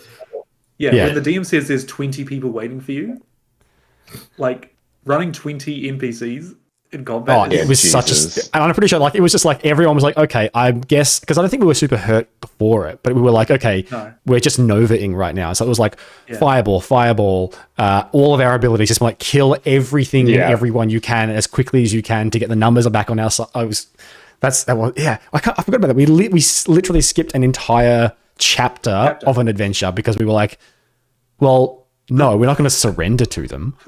Yeah, that seems like a bad idea. Yeah, exactly. and like that's player agency. Their argument was, we have you outnumbered. We're going to take you prisoner now. Surrender. And we were like, well, we're not going down without a fight because we know these creatures are like awful, evil enslavers. Like, no, we're not going to let you just take us, disarm us, and exactly. We were just kind of like, no. Anyway, that was fun. And then that was a good session. Into the start of the Underdark module. yeah. What are you doing? No, that was great. That was great. Right. That was a good combination of roles. For sure. I'm not looking forward to fighting fire snakes on the way out. Yeah. If we shut it down, we can go out through the ventilation shafts. We don't have to. Yeah, very right. Just to come back up here. Out of interest, just before we finish, Reese, this down here, because we kind of got close enough to see, what is that a pipe coming out of the water, or is that the pipe feeding water into that tray? Is that wastewater? Yeah, it's wastewater. It's mostly for flavour. Yeah. No, all good. I think my brain, when I first saw it, thought it looked like a chimney, but like weirdly on its side, rather than reading that as flowing water. Oh, right. I was like, is that like the representation of this is where you'd come in if you came through the ventilator? I was just confused. That makes more sense. No. Cool. Nice. All right. Good fun. All right. Yeah. So no session next weekend, but yes, but